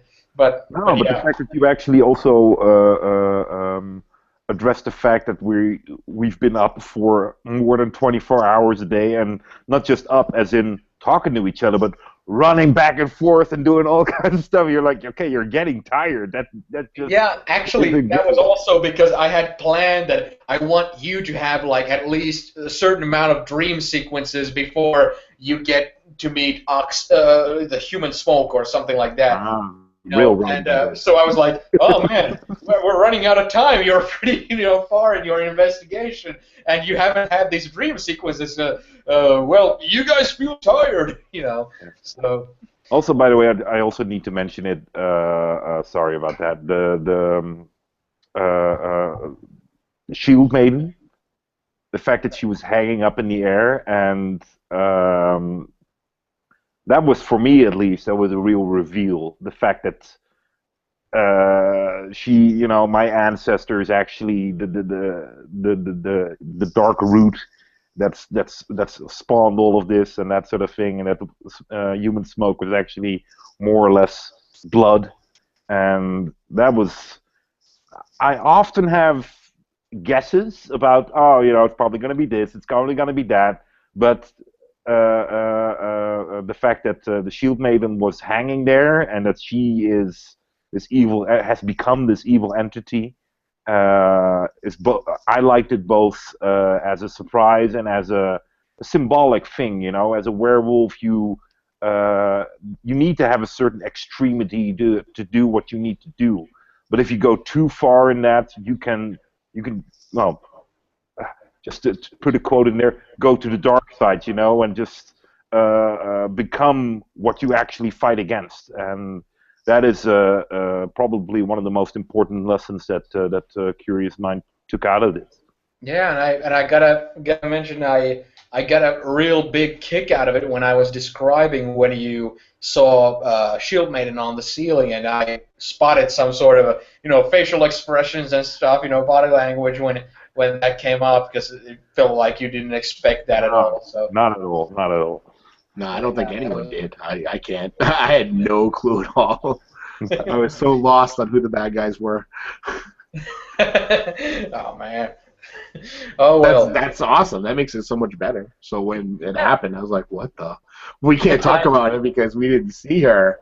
So unless Curious Mind in like a future game lets us in on it, we can't even talk about it. So it's like, Yeah, I wanted to leave that ambiguous for Roger to decide whether the character would want everyone to know about it, because I wanted it to be kind of like I read, or rather during work, I listened through the audiobook of Heart of Darkness, and I really liked that book, and the end thing is about, do you tell people a comforting lie, or do you tell them, the disturbing truth type of thing, where, there's a character who says, as their last words, the horror, and the main character tells his wife that his last words were her name, type of thing, because it's not worth ruining this life, telling her the truth, type of thing. I had that in my mind when I was thinking about that scene where it's up to Curious Mind whether she wants everyone to keep their perception about her bloodline, and then work to bring it up to the level where it's legitimate, that it's worth that respect, and not like let everyone know the truth, that it's all a lie, it's bullshit, we're really the Matrix, type of thing, where it's where she would also sully her family's reputation, but it would be true. Did you want me to make that decision actually during the game? Because yeah, it'd be of nice course, to yeah, of course. actually carry it over to if we're gonna ever play again, maybe. Well, you made the choice already when you didn't tell anybody, really. I kind of left it to the epilogue, where if during the epilogue you would have wanted to have a scene where you would have mentioned it or something like that, then we would have had that. But but I wanted that to be kind of like this kind of a 50-50 ending for your character, where do you confront it, or do you let your friends and others in your set know, or do you keep the truth to yourself for the betterment of your friends? And Yeah, like I wonder, like with One Fang wouldn't care either way. Like that whole her birthright means nothing. He doesn't really understand how important. I mean, he does. He's not totally ignorant anymore to the Guru ways, but to him, I mean, he doesn't even know where his lineage goes, so he doesn't he doesn't know anything about it. Doesn't care. If there was like yeah. But I wonder if she would, in confidence, like tell him because he wouldn't say anything. yeah, but generally, of course, you're all individuals with your own views on the people that mean something to you and all that. But in general, in werewolf society, prestige and lineage and your family lines mean a lot. You know, there's age-old grudges based on family feuds and stuff. All throughout the tribes. So, something like that in the werewolf community sense would be a really big deal, to have like the whole sept's, foundation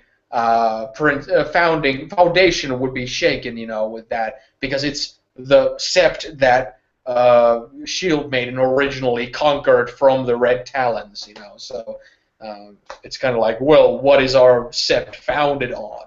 It's founded on a worm servant, So, yeah. Always get down with the worm. I'm gonna need to piss again. Oh man. All right, well, I'll take this moment to also relieve myself. I'll be right back, guys.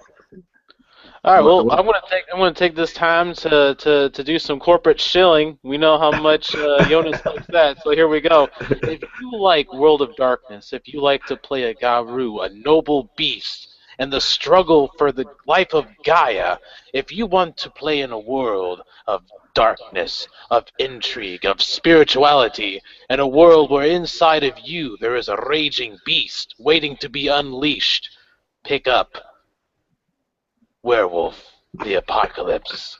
For when the time comes, only the Guru will be strong enough to stand against it. And where will you be?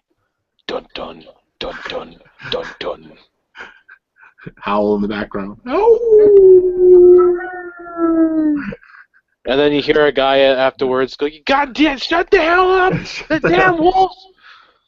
God dang it!" He fires off a shotgun in the distance. Oh man. Oh, that's something I don't. That's something I forget about. What? How long do the werewolves live for? The same age as humans. There's a flaw that you can take called wolf years, where you live as long as a wolf does or a dog does, like 10 years. Oh. Or so. But Yeah, I saw that. Yeah, curious why does it live that long? I was like, no. I was thinking about, because like sometimes like setting wise, right? Like they mesh together all the aspects of it, or sometimes they keep them separated. And I was always wondering, like, man, vampires, they're technically immortal, but werewolves are not. So I've always wondered about like that little power struggle that happens between the two. Because an elder vampire is not something you want to fuck with. That's an entity of great power, and it's like, how do werewolves? But then you look at the character sheet and you're like, well, that's fucking wild. Like our starting characters are. Yeah, like, it's always like. Gaia jacked us up, man. Let's say a werewolf in the modern day finds out that a group of vampires are about to meet at a warehouse or at a coastline somewhere. All they need to do is travel there through the Umbra and just step sideways and jump on the vampire's back with them knowing, not being able to anticipate it at all.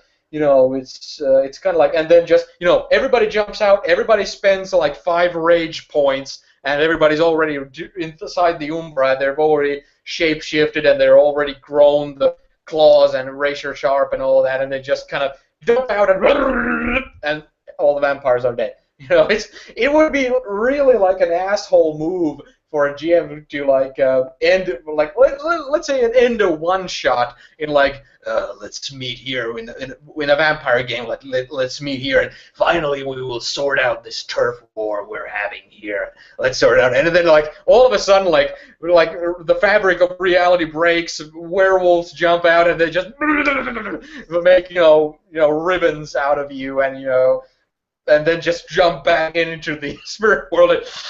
And the gates just closing. It's that surprise. Go ahead, Phil. It's that surprise, motherfucker moment. That's what that is. How does it work with the weavers, all those spiders? Like, if there's a lot of technology, if they're meeting in like a warehouse, wouldn't that be like you couldn't travel to it through the Umbra?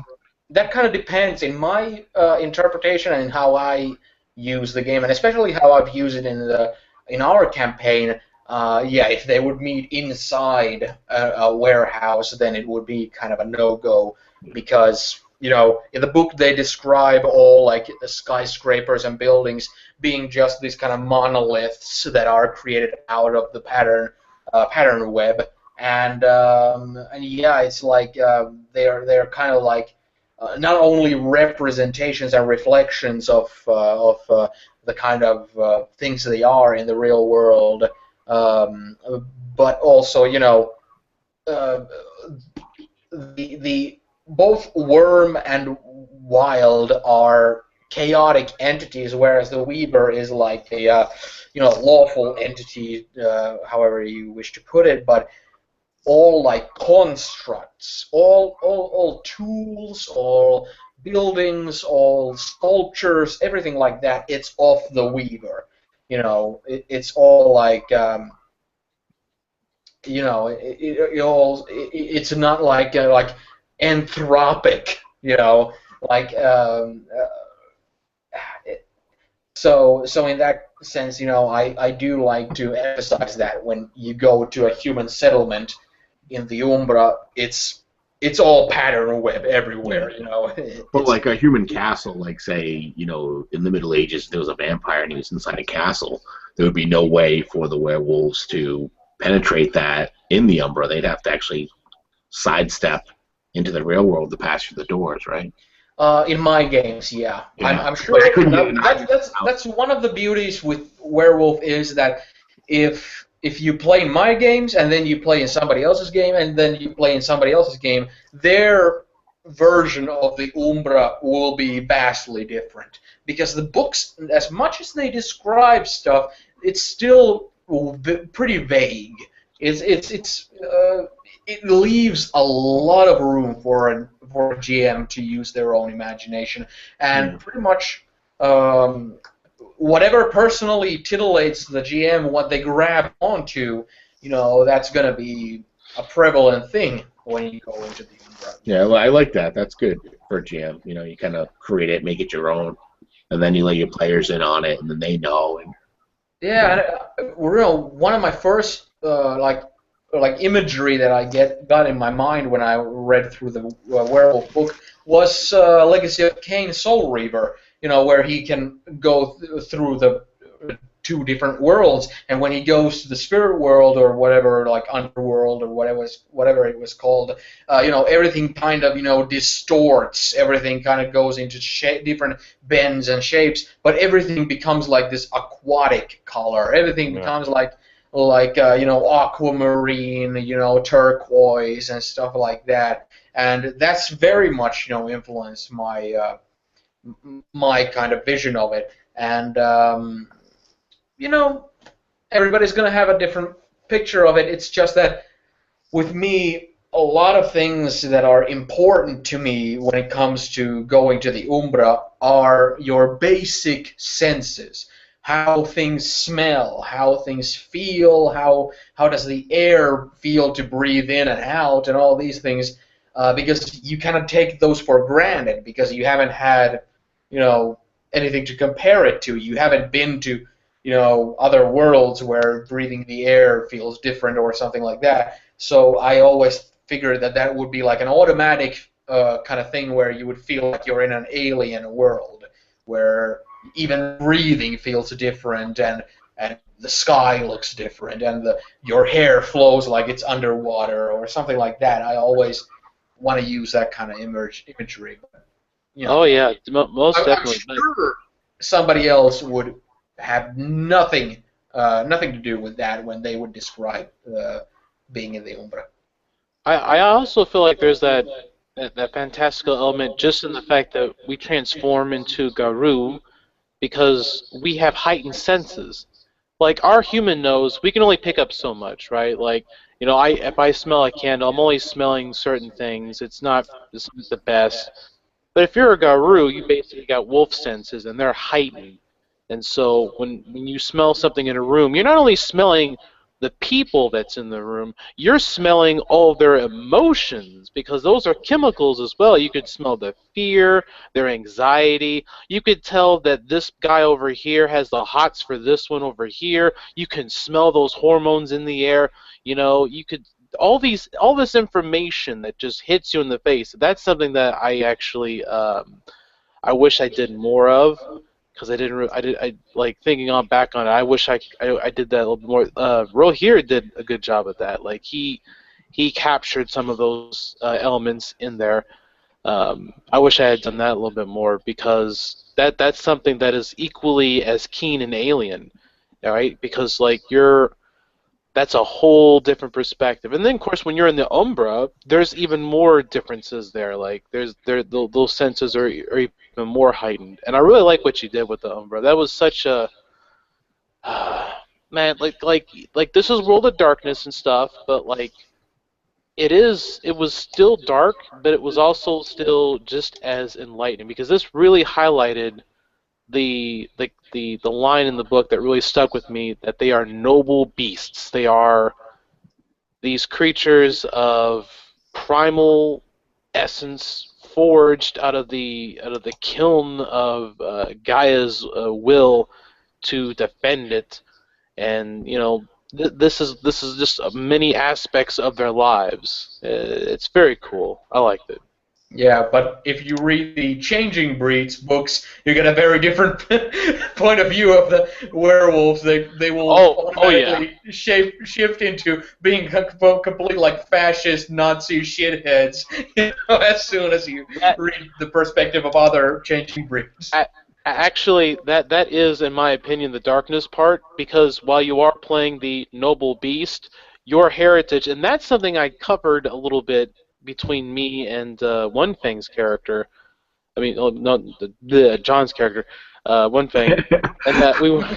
John is just the character of One Fang. Whoa, One man! Fang is really doing the role playing here.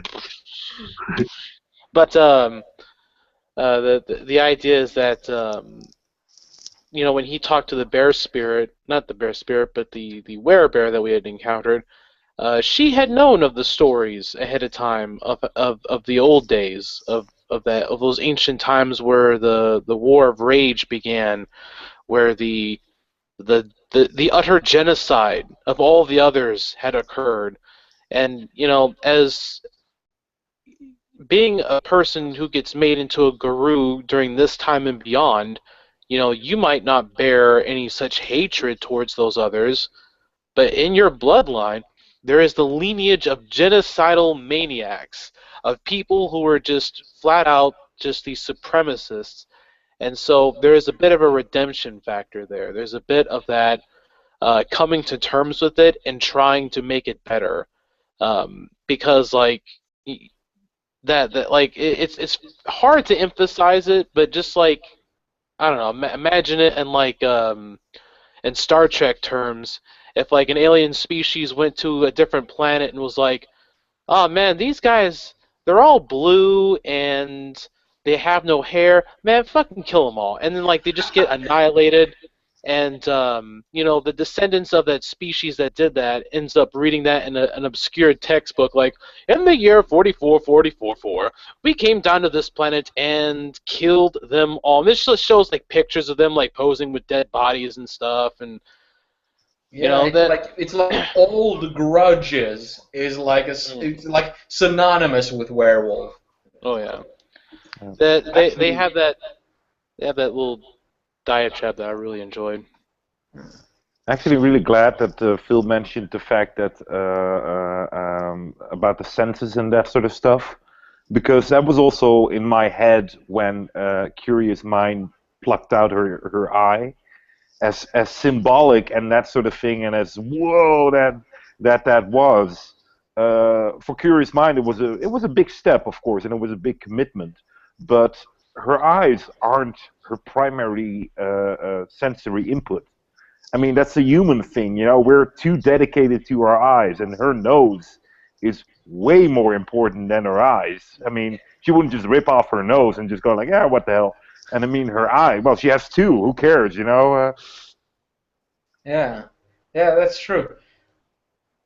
But yeah, I think we still have questions going on, so let's go to the next one, which is what were the shared aims and agreements before the campaign? And when I was reading that question, the kind of first thing that popped into my head was that since I've played with Roger and Phil beforehand, and this being the first campaign I've ever played with John, I don't think there were too many agreements No. beforehand, except for kind of letting John know what sort of like. I think I did mention that I tend to run a very narrative-driven game. I'm always kind of self-conscious about not railroading too much, except for small things. Like I really want to see this picture in my head, so I might railroad a little bit, like the droplet of blood dropping into Curious Mind's eye or something like that. But I still try to have it like if I describe something, the player still can like steamroll over it by saying like, well, before that happens, I'm gonna do this and that, or something like that. But it's very narrative driven. But I think the most important thing that was like an agreement beforehand was something out of game, and that was that this is fun and all, but this is just a hobby. You know, if you have like a doctor's appointment, if you have like your niece's birthday, if you have like a wedding, funeral, a holiday trip to a family member's place, or even if you would just want to spend like I want to spend the weekend with my wife, and it's like this is completely secondary to like real life stuff. And with that, I always wanted to make sure that if somebody felt like they didn't want to play that weekend or they couldn't play that weekend, that it's not a problem. It's like nobody's like giving the evil eye to somebody for not being able to make it to a game where we would either cancel it or we would just chit chat about this and that, or we would play a one shot or something, or whatever the case. But whatever happens, I never want anybody to feel like while they're at let's say a birthday party or something like that oh yeah it's fun, but man those my players must be really mad at me or something like that. It's like come on, I really hate it when people um, get perhaps too serious about gaming or something like that, where they're really like they really almost take it that personally or something. So when it was like during the holiday season and stuff, I think there was like 4 to 5 week hiatus that we took from posting werewolf sessions, and it was because everybody was visiting their families, spending holidays and all that, which totally takes precedent over werewolf. So that's something I always want to, even if somebody doesn't have plans that much where they want to game, like, oh man, I can't wait for this weekend when we get to game, and then somebody says they can't come, it's like, you know, real life is real life. This is just hobby. So that's the biggest kind of pre-game agreement that I felt that we kind of adhered to, and which was kind of always brought to the table whenever it felt, necessary and all that. Yeah, I agree. That's definitely one of the things that I feel like people tend to take a little too seriously. Like one of my in-person groups behaves in that fashion where they're like, if you don't show up, you're being a bummer to everybody, and it's like I've seen GMs guilt trip other players for it. That's a huge pet peeve of mine. I hate it when people are guilt tripped for it because shit happens.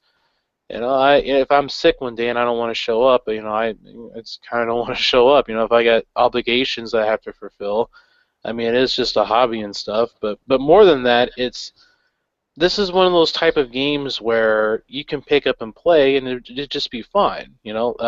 Especially in this day and age where dedicating a few hours a day or a few hours during the week to play, that might be a lot for some people. Not everyone has the same schedule. We all have to be very open-minded about this, and there's a lot of people that just don't care to be that open-minded about it, and it's like, well, you gotta have a little empathy there. You have to step outside of yourself for a while and think that, not everyone has that same lifestyle.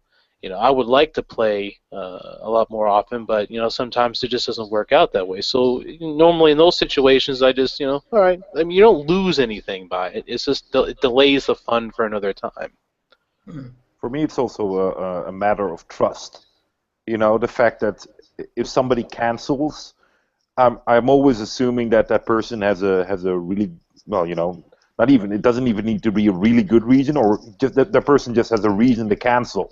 And I mean, here in this group, we all know that we all enjoy the game, and if we're capable, we'll be there. And if not, something takes precedent, and then we just cancel, and we know we can trust in each other that we'll do our best to pick it up when we can, and that's a thing that you go like. Sometimes people stay in a game, but they don't really feel like it anymore, and then they just like go like, no, I got something else, and that sort of stuff. I never had that feeling in this group. I always felt like, okay, stuff happens. Okay, we'll pick it up when we can, and that's it.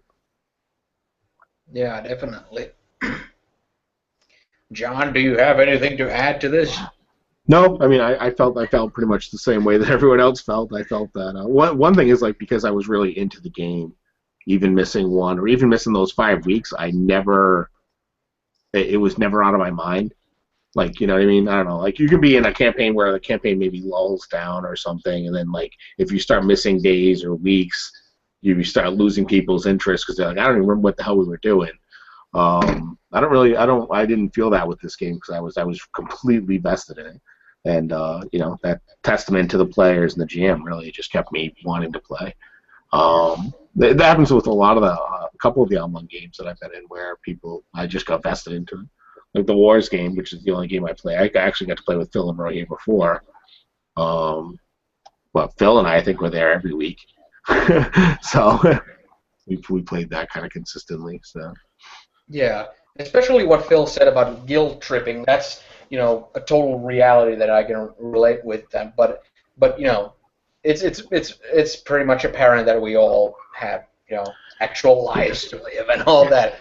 But dinners. You're right too. Is like if we can't meet, even though like say like I couldn't make it because I was sick or something, you three could get together and still talk because we're still friends, and I'm getting to know you guys more and more the more we talk. So yeah, it's just a way for us to get to know each other and feel more comfortable. Yeah, it's we had that one conversation we were talking about. As soon as Force Awakens had premiered, we were just talking about like 3 hours of just about Star Wars when Roger couldn't make it one time. And it's whenever I'm the GM, I get kind of anxious every time before a session, where I get like just like with a lot of hobbies that you gotta go to, where you feel like you feel anxious about getting there, but once you're there, you're having a lot of fun. So oftentimes when I was feeling kind of anxious, like we're gonna have that session, better not fuck this and this up, so everything goes well. And when somebody would cancel, it was almost like this kind of, as much as I enjoy it, it's also this kind of like another week to prep, So that's why I always crack a joke right before we start, because I'm anxious too. And I figure at least if we're laughing before we start, like I say, is my hair straight or something? Because obviously I'm bald. Just to kind of distract you temporarily, so that you can just get into it and not feel comfortable. Yeah, I for some reason I don't get anxious at all when I'm a player, but when I'm a GM, I feel like I have a lot more responsibility on my shoulders or something. I don't know, could be completely You convoluted. do. But yeah. What's the next question? Uh, when were you most surprised? And for this, I have a very clear, answer, and that was when Oxpear started to provoke everyone during that session where Curious Mind learned the Hair's Leap. Because I had kind of thought of in my head, I don't like to, even though I like to plan things, I kind of plan things in kind of these bullet points, as like, well, this will happen, and they're most likely going to go this way. But if they go this way, they'll do probably that, and then I'll lead them here and there, and that kind of stuff. But I was totally convinced that when Oxpear started to get to everyone's face and start to be belligerent and act like an asshole-ish, during that session, that would be the point where Red Claw would be the one who was provoked, and they would have their unofficial mano-a-mano fight, and they would kind of get that. Everyone would get to see that, yeah, Red Claw can hang with Oxpear in a fight and that sort of thing. And it would be an unofficial fight where, it's not really about the leadership, but Oxpear gets totally, like, whipped like a bitch where, like, everybody will get to see that Red Claw is really, like, just as much of a warrior as Oxpear. And then, out of nowhere, One Fang flips the hell out and just frenzies the hell out and just attacks Oxpear and just starts to lacerate his flesh, and I was completely like, oh shit, okay, and immediately, like, I needed Oxpear to in a pacifistic enough of a manner, just get him like just lose your consciousness, won't you, damn it, and or something of that sort, where you kind of snapped out of it, because yeah, that was completely, like, that came out of the blue for me the most, because I was kind of, constantly thinking that, yeah, I need to have that Red Claw kind of Oxpear one-to-one kind of fight scene and that sort of thing, but it kind of turned out differently than I had originally planned. Sorry. It still served, One Fang and Oxpear's kind of relationship with that, as you finally had kind of enough. That moment was like, that was a typical wrestling moment that I fucking loved, because it's like, here it is, I'm going for your title ship belt, Oxpear, it's gonna be mine. But then all of a sudden, from the backstage comes roaring out One Fang. He's had enough of his shit. Talk about me enough, son. And he comes in with the chair and starts slamming him and hitting him. And then Red Claw's in the back going, oh my God, it's a Slobberknocker King. He done broke him in half. Good God Almighty! What's gonna happen? He must be broken in half. During the whole fight, you just kept asking, "You guys gonna interfere?" Like after every action, you guys want to stop this? I'm like, uh-oh. Yeah, everyone's just kind of looking, and I need to emphasize that, yeah, it kind of starts to look like One Fang is about to kill Oxpear. Like, Oxpear didn't use the claws or teeth, and even when he was mounting One Fang and, like, hammer fisting him to the face, One Fang was still, like, just, slashing him with, werewolf. Yeah, I wanted One Fang to have that instance where, because I knew that eventually he was going to mount me, so I knew that if I grabbed his leg, he couldn't jump away from me anymore. So I wanted that. I was waiting for that to happen so I could grab it, because, like, you kept asking, do you want to roll it or do you want to? I didn't really want to progress too far, but I wanted One Fang, wanted, like, this symbol, the Oxpear, to smile at him and just hold his leg and say, you can't do anything now. And I just cut his inside of his legs, and if I wanted to be, I could have, like, cut his junk, and kind of injured him. But yeah, and immediately what I was thinking was all the, arteries and stuff that you have in your thigh, and I slash his thigh, it's like, oh shit, he's gonna bleed to death. Yeah. But I just assumed at any moment he could have just, like, pounded me in the face and just take it. He could have just switched to his claws and just put me down, at least make me unconscious. But That's why like I didn't even care if we did rolls. Like even that first fight we had where I speared him, which was hilarious because that wasn't like I didn't know that he's got his name by doing that, which made it even funnier to me as a player. I was just trying to think of what a guy who doesn't know how to fight, what he would do. I'm like, oh, just tackle, try to tackle the guy down. And then when he laughed at me and then knocked my tooth out, I was like, oh my god, that was hilarious. But yeah, I kind of thought we were going to do more of that as opposed to, basically I just had to show him that I was not going to take any more shit. Yeah, You're right, though. I kind of did think that Red Claw was going to do something at first, because you could kind of see Phil's face, like he was thinking. I'm sure he must have thought about it, Well, I mean, like it was just like what happened there. Like she knew that Oxspear was hard on you, and after watching what you were doing, she was like, maybe I should just let this play out a bit, not because out of like I should save him. It was more of the fact that this is your moment to stand up to him, and that Oxspear only respects strength and stuff. That's why he doesn't diss Red Claw as often, because if he did that, he would risk getting the throwdown. So in her mind, the mentality was, okay, this is your moment to shine. But she was on standby the whole time. Like I was telling Jonas and stuff, like, look, if he tries to boom, I'm just gonna, like when Piccolo saved Gohan, I'm gonna like jump right in there and be like, ah.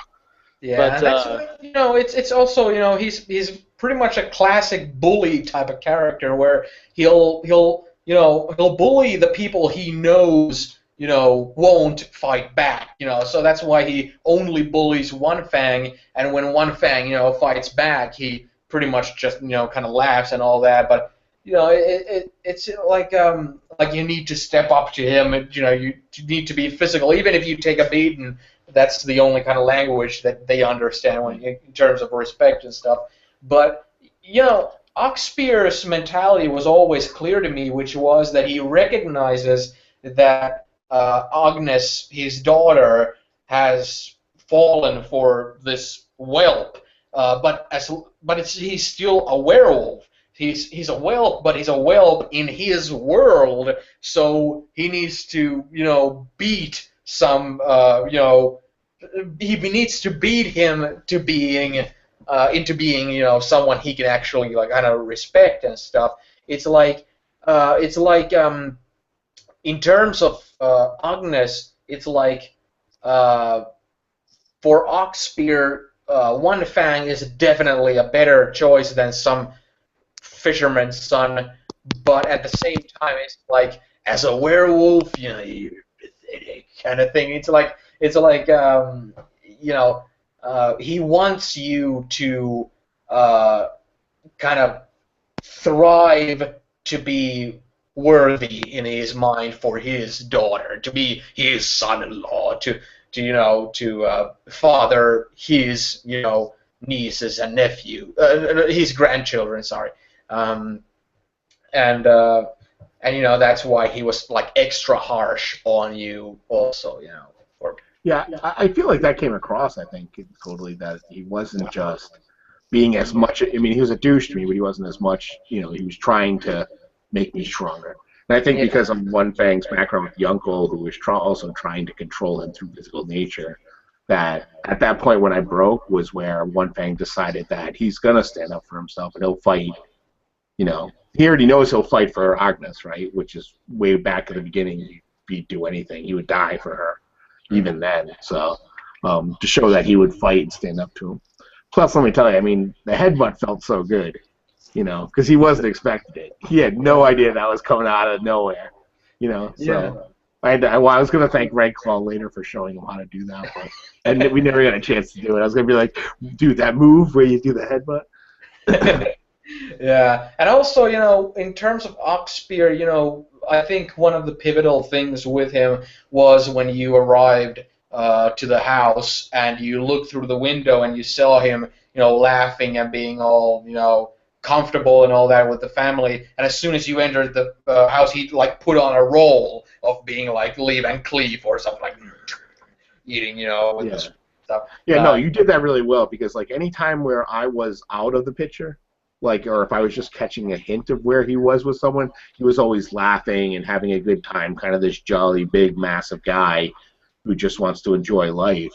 Like But a it was teddy only bear. when I was around, that it would be different. What did you say, Roger? Like the teddy bear Curious Minds saw. I mean, he was just like this really friendly, really lovable guy when she met him. Yeah. What were, by the way, the biggest surprises for you? For me, definitely, well, the thing I mentioned where Shield Maiden was hanging in this hellish thing. That was Yeah. definitely the biggest surprise. But yeah, I've already went into that. What I actually was not so much a surprise, but I was pleasantly surprised by the fact that um, something that we had in my prelude, where I had to swim across the lake, and the lake was aggressive and that sort of stuff, and the thing, and it actually came back in the story where I as a side note kind of thought like, okay, in this war realm, I'll keep some water separated, and I'll keep some liquids, and I made a promise to the spirit of this lake to do this. And the way that played out, I really that surprised me that you gave so much time and thought to that. That was beautiful. I really like that. Yeah, glad to hear it. Actually, one thing that I kind of regretted was that I wish I would have prepped a solo session for your time in the battleground realm for a time when somebody couldn't show up, and we could have played a solo session about your time in the battleground realm, because I did feel a bit, especially when you started to post on Facebook these journal entries about your time there. I felt like that could have been emphasized more, where pretty much your prelude stopped when you entered that place, and it continued on when you came back. So it was like um, you know it was kind of a thing where I kind of like I had the idea of you winding up in the realm of Malpheus, and then having that be real only someone who's spent a year in another realm can take this in such a clear-minded and kind of focused way as Curious Mind did. And I think that might have come across better if we would have actually spent more time in the battleground realm. But Mhm. Yeah. yeah. Well, I liked posting the things about her diary and that sort of stuff. The things that she did there. That was pretty fun. And I actually, as a player, I was very surprised at the fact that I was about to die by human smoke, and all of a sudden I just vanished. I was like, "What the hell?" And I had this moment where you're like, "Oh, Jonas will probably keep me like somewhere in this alternate thing," and then all of a sudden I step out. I actually told John and Phil about it when you were at the toilet. I had this image where I would step out in this like Viking-esque ensemble, and I would say to them like you and Smoke, like, "We're not done yet," and I would stab him or something with this spear and that sort of stuff. But it just totally worked out differently. I was like, okay. And it took me a long time as a player also to realize where the hell I was. I was like, what? And then all of a sudden I was like, oh shit, mazes and that sort of stuff. And as a player, I was like, oh shit, no, he wouldn't put me there. And then, yeah, you did. So, Yeah, that was actually like one of the first prelude sessions we had. Somebody commented in the comment section that, "Are you gonna have any Black Spiral dancers in this campaign?" And I was immediately like, "Oh shit!" And I commented to them like, "No, I've had too many Black Spiral dancers in past games. Not this one. No, no, no, no way." So just so that if you guys would read it, it would be like, "Oh well, it's not Black Spiral dancers, so it has to be actual Inquisitors or something like that." I read it. I didn't know what a Black Spiral Dancer was. So That means you don't watch my videos because I explain it in one of my videos. But but that's kind of true. like I kept thinking. Even the fact when you found the totem pendant of the green dragon, with the eye and all that, I felt like, oh, I hope there's nobody watching who'll like comment that, oh, actually, I've read the second edition of the Book of the Worm supplement, and there it describes the green dragon Bane totem. Is that it? It's like, I was like, just thankfully that didn't happen. So yeah. Oh yeah, Phil. Phil, what were the biggest surprises for you? Are you there? Yep, I'm here. All right. God, one of my biggest. One of the things that real quick, but one of the things that I often try not to do is I try not to predict things that might happen in the campaign, but I often do it anyways. But part of it is so that I can anticipate things that I could do, so I can think of something narratively neat to go along with it to complement it. And I could say that there were a lot of aspects that I was pleasantly surprised. The biggest one I was surprised about was Oxpear's death. I did not know he was going to get offed so easily and in such a fashion. I was like, well, he's just going to get stabbed. Aren't you going to turn around? I'm mowing these guys down like crazy, like butter. Come on. Oh, he's killing them.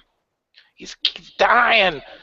And so, like, I had to, like, emphasize the sheer rage that would bring about, because, my character's mindset, it's like she had this built up in her head. It was this huge anticipation. Again, this is, like, from a player standpoint, there's my expectations, and then there's the reality of what happens. And then with Red Claw, it's the same thing. There was the expectation, the big epic confrontation, one-on-one in the big ring, all the Garou, in a big circle, like playing drums and watching in this very, stylized fashion of this preordained combat to take place. And then, she just envisioned herself like standing over, roaring, ah! But no, instead, taken down with a sword to the chest and many other stab wounds to be delivered by these heinous weapons of flame and fury brought about through the worm's worship. And seeing that, it was a huge eye opener, because that was not something she would have expected or had even known. I don't know. That part was incredibly surprising. That was actually something that I was kind of, not sure about, because I had this image of my head that you will be robbed of the opportunity to have a climactic fight with pure love, and you will be robbed of a climactic fight with Oxpear because it's about a bigger picture than your personal petty grudges kind of thing. But I always also thought that I hope I'm not like robbing you of cool stuff you hope to do with your character type of thing, because it's like I had a certain vision in my head, and because it's an interactive storytelling thing, it's not like your actors in a movie I direct or something like that. It's like you guys need to have also a lot of influence in the thing, but my style often makes me feel like, oh, did I rob the players of something they really wanted to do, by derailing something they had in mind. But I hope you didn't really deny me of anything with that. In fact, I actually felt like it was actually well played, because it was defying the expectation, which is always a good thing at times, because it only creates nothing but surprises. I was thinking about when that happened. I thought, that was an opportunity for Red Claw to really see past it, and also, for him to say those things afterwards. It would it would create a moment where she had this self-reflection, right? You know, because Oxfear was talking about all the things that you know, he was just omitting to his reasons for leaving her there, which was kind of the core, you know, reason for her grudges, which um, you know, for a large perspective was pretty much petty, but for her this was a huge thing to deal with because we're talking about, you know, his abandoning her led to her great suffering, and for him to just omit that he did it out of fear, well, that just took all of it away. It didn't rob her of vengeance. What it did is gave her clarity, which ties back into this redemption theme with the bear totem. And you know, when One Fang said "I'm sorry" to the werebear, um, you know, that also linked in her mind, and that's when it clicked for her. And I thought this was a cool moment for her to get some real growth, because honestly, killing him in combat would have been growth for her, but it would have been growth in the traditional sense. It would have been growth in the, I got my vengeance, he is now dead. But she would have never had really grown as a person because all she would have done is solved her problems by killing, but not really understanding. This moment was great because it opened up her eyes, and she finally saw things the way they really were, well, at least for the time being. Hmm. Okay, yeah, that sounds good. Um, there's still some questions. How do you feel about the setting and system? And personally, with that question, the answer is simple. I love the setting. Uh, the sort of I've said it before in other videos that the kind of animistic, shamanistic kind of cosmology that Werewolf has is really something I really like because a lot of fantasy worlds tend to always have this kind of a pantheon of gods, and gods always being these very Greek, Roman, Egyptian, Norse type of, these kind of immortal humans with superpowers type of thing where werewolves cosmology of this kind of there's spirits, there's the spirit of the river, there's the spirit of the mountains, the spirit of bears, and all this stuff. It really resonates with me. I really like, especially with the spirit of the bear totem. There's like this much information, even though I bought the kind of supplement books about the totems, about the Umbra, all that stuff. There's still about this much info about the bear. It's mostly about well, here's the statistics it gives you if you succumb to its worship and all that, but nothing about personality, nothing about it's like what it like really values and what it tries to teach its followers and stuff like that. So I took that upon myself to really build on that. And when it comes to all sorts of, like I mentioned, the legacy of Cain, Soul Reaver being an influence on the Umbra, also stuff like Alejandro Jodorowsky's Holy Mountain, for example, is a big influence for me in terms of coming up with all sorts of spiritual ideas, man. These kind of meditative kind of little nifty things. And with werewolves kind of cosmology.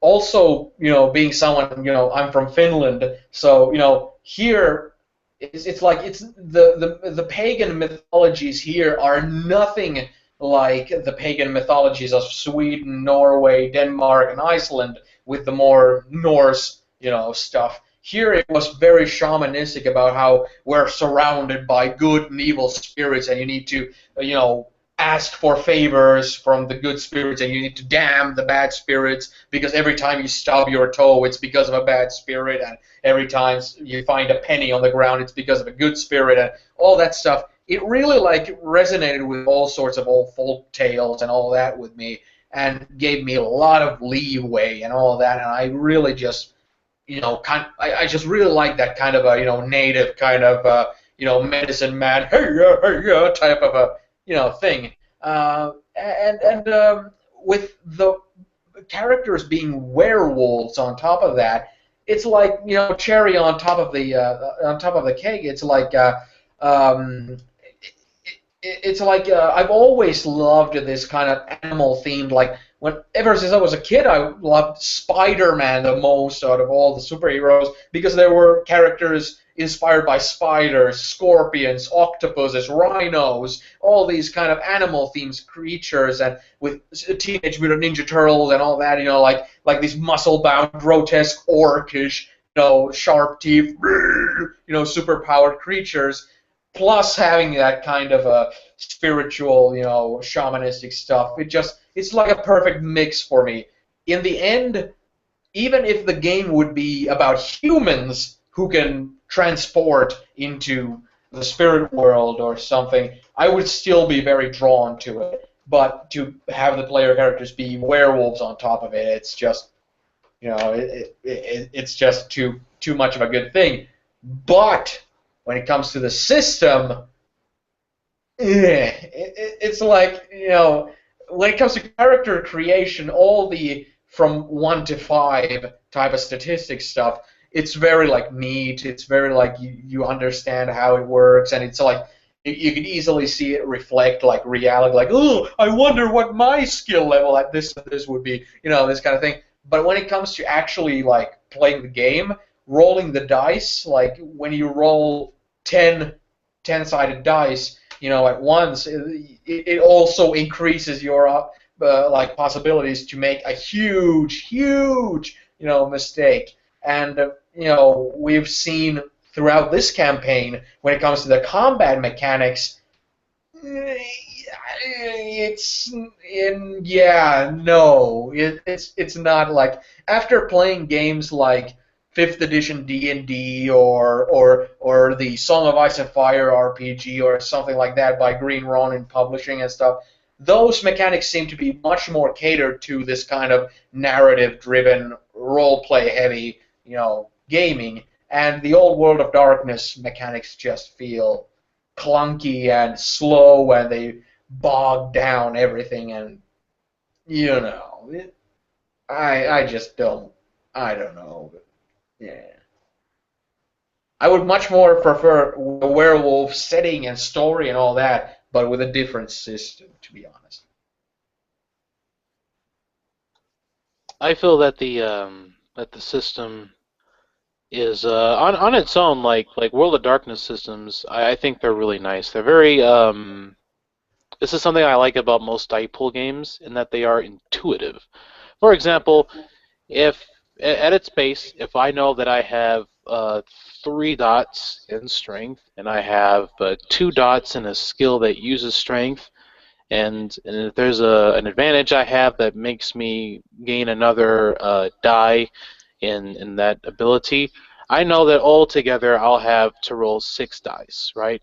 6 d10s, and it's very intuitive to know that those things all correlate together, and it makes for a very easy time. But I feel like that system, and also there's the different degrees by which the GM has to control difficulty. You've got the ranges between, you need to roll a 6 or up, or you need to roll a 7 and up, and then you have the number of dice on top of that. So there's different degrees of difficulty that can be illustrated.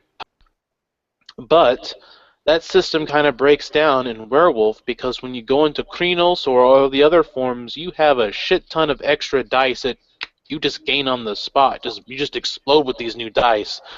And one of the things that I have a problem with that kind of stemmed from Cthulhu Tech, because in Cthulhu Tech I was really hesitant to make a character that was a Tager because you needed to have another character sheet to have all the stats for the new form, all calculated, new skills, new abilities. You're basically playing a whole new character. And in Werewolf, it has that same aspect.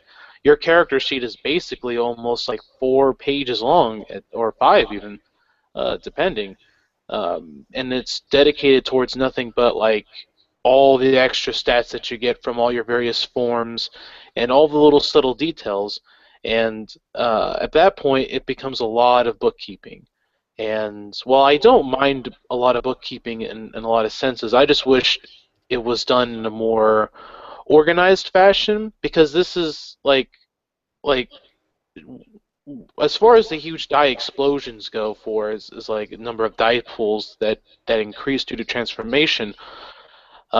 It's also the fact that, you know, when I'm trying to flip through the rules in the book, it, man, I don't know why White Wolf does this, but their index pages fucking suck. It's just a single page that has just, all right, this, and this, and that's it. And I'm like, oh man, if I just wanted to find merits, just let me find the merits page. Just have something that says merits, this page.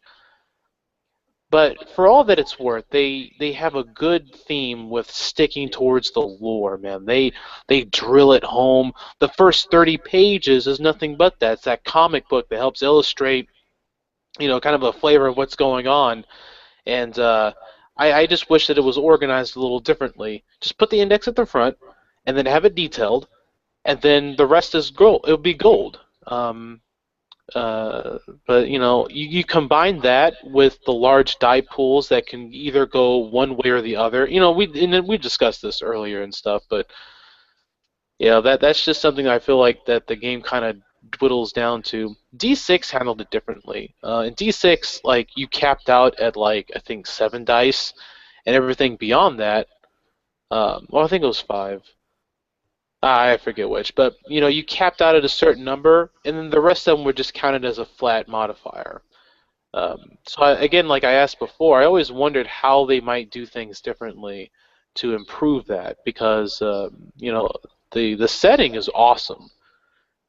It's definitely something different and something wonderful, but the system, if you're playing a basic werewolf that has no other real abilities, then I think it's okay. But if you're going to go into like other aspects, man, you're going to find yourself flipping through the book way more often than you want to, because you have to find certain aspects that are not as easily found. But the main engine is great, though. I've often, actually, in werewolf games, as well as in some other games, I've come across this situation where players almost tend to forget that, oh yeah, I had that power. Oh yeah, I was always a bit able to do this and that, you know, intuitively or something like that. You know, it could be very much like slimmed down for sure. What about Roger Yeah, or John? I feel the same way. As we talked about at the beginning of it, that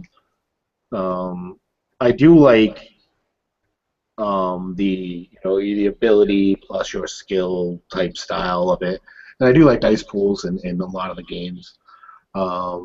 This just didn't seem to lend itself to the narrative. Like, when I was creating the character, I have so many skills that we didn't even approach or use.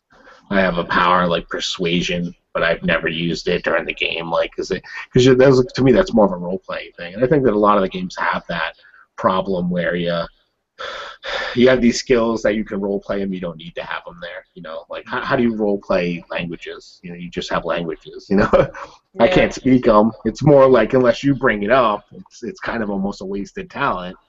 Yeah, you know, but it does give me the idea or the concept of what my character is.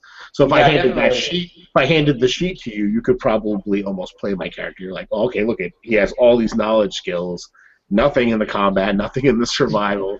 You kind of get the idea of what the character is. Yeah, but so maybe, but yeah, it's like I mentioned about the character building and all that. The mechanic works well as this kind of a notepad of, okay, what your character is able to do, but when it comes to actual die rolling, it can easily have. Yeah, and maybe that's just something that's only particular to the combat in and of itself.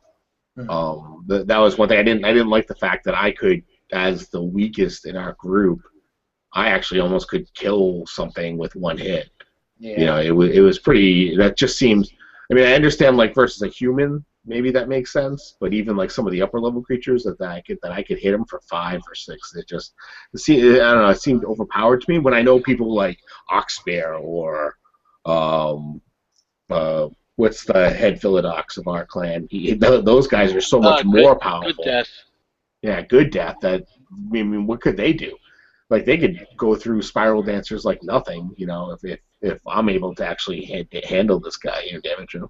Yeah, and that's kind of what you mentioned earlier, about when you had the encounter with human smoke, where it felt like every time somebody hits, they either fail miserably or they make a huge amount of damage. Like when you're rolling, like, okay, let's see, my strength in Krynos form plus my, this and that plus that and this, from this and the great gift. You're like, you're throwing like 15, 10-sided dice, like, and then all of a sudden it's like imagine like if you didn't. four. Imagine if Human Smoke didn't have that soak. Like he could actually soak our aggravated damage. Like we couldn't soak any damage, but he could. Like I think that we dropped him down to 5, like in the first hit. Dropped 5 blocks, and he soaked a ton of damage. Like, I can't even imagine. That would suck. All of a sudden, you have your big bad guy, and he's fighting, and all of a sudden, bang, he's dead by one lucky roll. Oh, I got 19 successes. Yeah. And then it's like, oh, okay, well, you killed him. Tell me how you killed him. And then it's like, oh, the game's over. Wait a minute. Yeah. I'm really glad it worked in the end. When I was like kind of thinking when the final battle was going on, I was thinking that, okay, now all bets are off, and the player characters are also eligible to die off, because the story is at a climax. And when Curious Mind had that, moment when one swipe did that much damage, I was like, oh man, But I'm glad it served the story to kind of revive her the way it did, because she was the only one who hadn't really gotten the bear yet, because she hadn't been in a desperate enough of a situation yet, but that's when it happened. I gotta say, in a way though, it does make combat really tense, because that even a single hit can get you. Like you could actually die. There's nothing gonna keep you from dying. Yeah, so I guess it's actually there was a certain amount of tension. Like when he killed Red Claw, I was like, what the fuck? I mean, she didn't even get to hit him, and like she's our boss. She's the one who trained me how to fight. She's probably helped to train Curious Mind. And this guy just like double-handed pulled some sort of, Ray Kung Fu Fistling Star shit. I expected him to throw his cloak at it as she jumped in and just like have her land on his finger. And fucking like Raoul did, and then throw him on the ground. And then I'm like, what am I gonna do? And then, Rohir disappears. I'm like, what the frack, man? What about Roger? What about your thoughts about the mechanics and the system and the setting? I'm okay with it. I have no strong love for it, nor do I have a dislike for it. I'm just always, for me, system and dices and that sort of thing is extremely secondary. It's all just, it's fun to have chance. It's fun to have, okay, this might but to be honest, with players at the honesty level and the integrity level that we are at, I would just be fine to just more or less describe the battles, how they go, and that sort of thing. It would probably take away a bit of the excitement of like, oh shit, am I gonna make it? But if we would just describe the things and that sort of stuff, maybe just do one dice roll to get an indication of how something goes, I would have been fine with that as well. I like the fact where you, that was actually new for me, the way you used initiative, where you said like, okay, the ones with the lowest initiative describes what they're gonna do first, so the person with the highest initiative can actually take that into account and act accordingly. I thought that was interesting, but already during the game we noticed that like, oh shit, wait, what? I think it'll work. Whole disengaging from the combat, and I was like, whenever you come to a point where you're like, how is this supposed to be done through the actual mechanics? It's like immediately that kind of makes you think like, forget about it, like don't concern yourself with the mechanics that much if it comes to if the story needs to take go on a halt because of it. One of the big turnoffs for me, unless it's like a time when a player's character is not present, but when you have to pull the book out and like, let's see where that rule is, that's a big turnoff for me. So, I would rather have the character not do something we're not sure how it would be managed through mechanics than do it and then having to pull the book and browse through the page. Exactly. Yeah. And the thing is, I actually, because I was a bit like, man, the combat was a bit off balance, like you guys mentioned. So I actually went through the book and I was browsing through it and stuff, and I actually learned that you could stay active by spending a rage point. So even if you go down, you can get up and just keep on fighting. But that's the way I believe that they get battle scars actually, because they should actually be down, but they just stay active. At least that's what I'm a bit dyslexic, so I'm not great at getting the information out of the books. But that's the way I just went through it, and I was like, okay, yeah. Wow. I'm pretty sure there's a lot of stuff that I've overlooked throughout the ages, and I trust a lot of things that I've just come to know throughout the years, and I haven't double-checked them, and stuff. So. Absolutely. So I was just like, whoa! If that would have happened, the game would have probably gone either differently or that sort of thing. And I also noticed that how strong rage is. Yeah. Because when we first faced off against Human Smoke, he just spent, I believe it was like 3 or 4 rage points at once, and he immediately had the upper hand because he was so quickly and we were so well, at least all the warriors were already quite hurt, and then you immediately have a huge disadvantage at the amount of dice that you have. So extra actions and that sort of stuff, especially if you can't soak it, it's just bonkers. Rage is cheap to buy too. Definitely. Comparatively, it's wicked cheap. Wicked cheap. Yeah, I was actually at times, crossing my fingers. Please, I hope the players won't figure out to use their rage points and stuff, because at times when Human Smoke had his introduction during the fight, I wanted him to overpower you guys. I wanted him to feel like a actual viable threat. Like, oh shit, the 3 of us together couldn't beat him. Like, what are the chances? Of anybody else?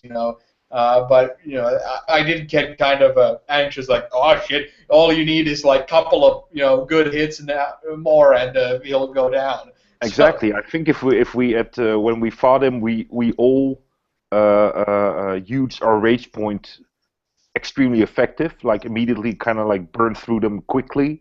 It might have turned out differently because I'm glad already. No, me too, definitely. But that's just it's an interesting system, but like I said, the role play is for me key and. And what system you pour it into, I'll throw some dice. I'll tell you what the numbers are, and you tell me what it does. So it just really doesn't really matter. Yeah, it's like during the prelude scenes. I don't think we rolled a single die, or if we did, it was just for kind of kicks because nobody had character sheets at that point. So did Phil when Phil fought the werebear? Did he roll? I don't remember him rolling. I just remember that was an epic fight though. Of like back and forth, flipping him over, body slamming him. Actually, there were rolls involved. There were contested rolls. So strength versus strength and stuff, and Hammered would ask me like, what do you do in this situation? I'm like, all right, well, I'm gonna grab him. I'm gonna try to lift him up.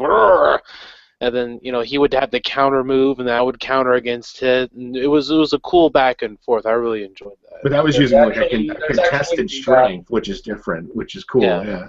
There's actually a wrestling match between Claudio Castagnoli and the American Dragon Daniel Bryan or Bryan Danielson, where the whole match is that Claudio Castagnoli gets a headlock, and the whole match is the American Dragon trying to get out of the headlock, doing like 100 different kind of counter moves, and none of it works. And every time the headlock stays on, and when it finally gets off, all of the audience just pops, like crazy. It's like it finally happened, and I was going for that kind of thing where you just don't get out of this simple hold, and it's like and when you finally do, it's gonna be glorious,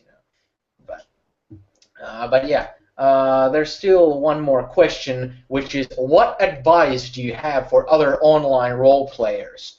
And as a final question from the viewer, one of my important kind of bits that I wanted to get across during this campaign was that if somebody is interested in the hobby and hasn't ever played it, hasn't ever heard how it's played, how it's done, or anything, and kind of looks up what it's like, I wanted to be very conscious about somebody who's not into the hobby watching, the videos and getting an idea of what it's like. That's why I wanted to stay very story and role play centered. That's why when we had our first prelude session, I introduced the hobby or the game as a interactive kind of cooperative storytelling game where one player has narrative control over the surroundings and side characters,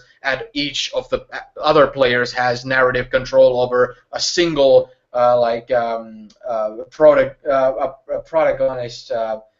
protagonist character, and that way kind of and also every time we would do roles, always explain what you're doing and what you're attempting to do and all that. Like if you use the hobby lingo, and if you just expect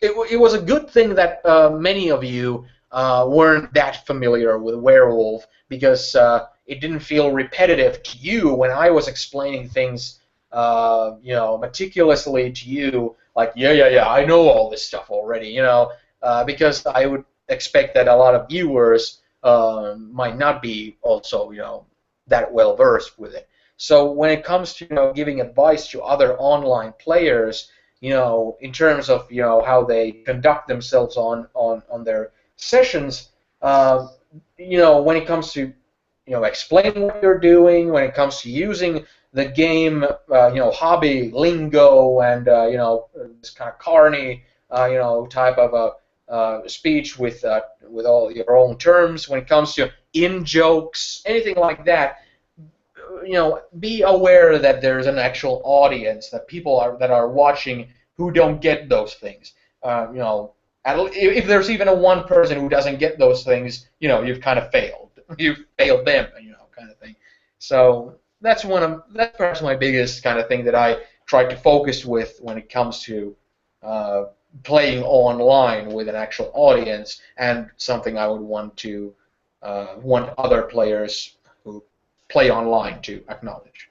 What about the rest of you? Well, me personally, there are dozens of things you can, of course, say, but I think for me an important part of enjoying role-playing games, especially online, you need to find people that you feel comfortable with, and that you feel that you're respected enough to do your thing, so you can just do the things that you want to do and be supported by the people that you do it with. So that's really important for me, and as in choosing your players. And you can't always know at the beginning if that's going to work. I mean, things might turn out different. But then you probably gotta need to be honest to yourself, like, okay, do I want to continue this game? Is this the game that I want to play with? Is this the time I want to invest in with these people? And as for characters and that sort of stuff, I always I'm bad at putting I'm creating one-shot characters because I always try to think a lot about the way my character thinks and the way my character acts. And even if I'm not playing the game, the character more or less or almost lives inside my head. Not constantly, of course, but when I'm just sitting in the bus or commuting somewhere or stuff, it pops up and I can just give it the free range and just think about things. And I even just think about situations that I'm in at that time. And I would think, okay, how would my character react in this situation? What would he or she do in this type of situation? And most of the time, I live a pretty basic life, so I don't come in extreme situations you do in role play, luckily. But it's just the way to think about how your character would react in even the most basic type of situations gives me a really good feel about what type of character it is and what type of personality it is, and it doesn't just. I mean, John said that if you look at a piece of paper and you see the dots, you could probably play someone's character. I don't really agree with that because I also am. My character was completely not a fighting character and that sort of stuff, and I got the feeling John's character was way more of a fighter than my character was because she was just like, oh no, I'll just stay at a distance, and he was just following Red Claw's example and doing a really good job at it and just slicing through people, and I was like, wow, if I would have done that, I could probably do it just as well. But just because my character feels that she can't, she does it, and that helps to just think about how your character would react in those type of things.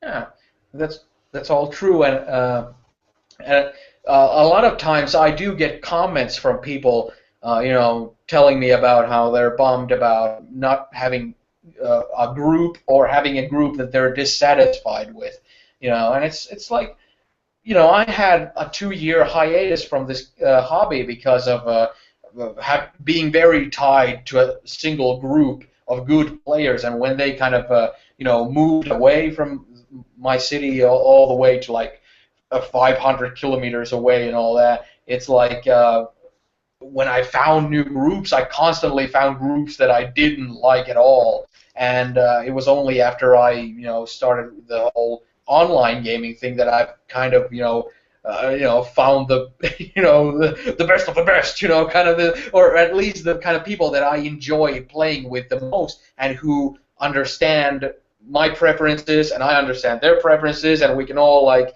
complement each other when we game. So it's a real bummer if you can't find the sort of people where you can do what you described, where you can really like express your own ideas about your character and all this kind of when you come up with your own ideas and all that stuff. So I'm glad we have a good situation with that, but it's also it's a bummer if somebody doesn't have that when they want to play. So yeah, that's definitely a big thing about playing online. Finding a good community and good group. Yeah, I want to expand upon that just a little bit because that's the key to both not only online but in any form of play, whether you're in person or not. It is vital that you find people that you jive with because those people are also going to end up becoming your friends. It's not like one of these like it's not like getting on a MMO and then hopping on World of Warcraft and then getting into a random dungeon where you're with random people just assembled, or like a League of Legends game where it's like you're not with a team that's pre-made. It's just with like random groups. It's not like that. In this scenario, this is people that you meet up with, you talk to, and you eventually get to know.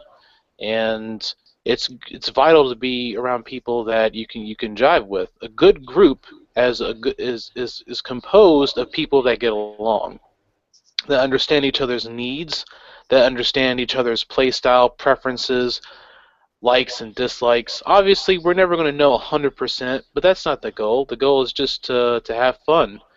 And that if you can find a group that does that, everything else, every other problem that you can have in role-playing can be easily hashed out just through that basic dialogue of communication. If you don't have good communication with them, the group will probably not survive for very long. It'll probably burn out, and it'll be added to the book of bad player experiences.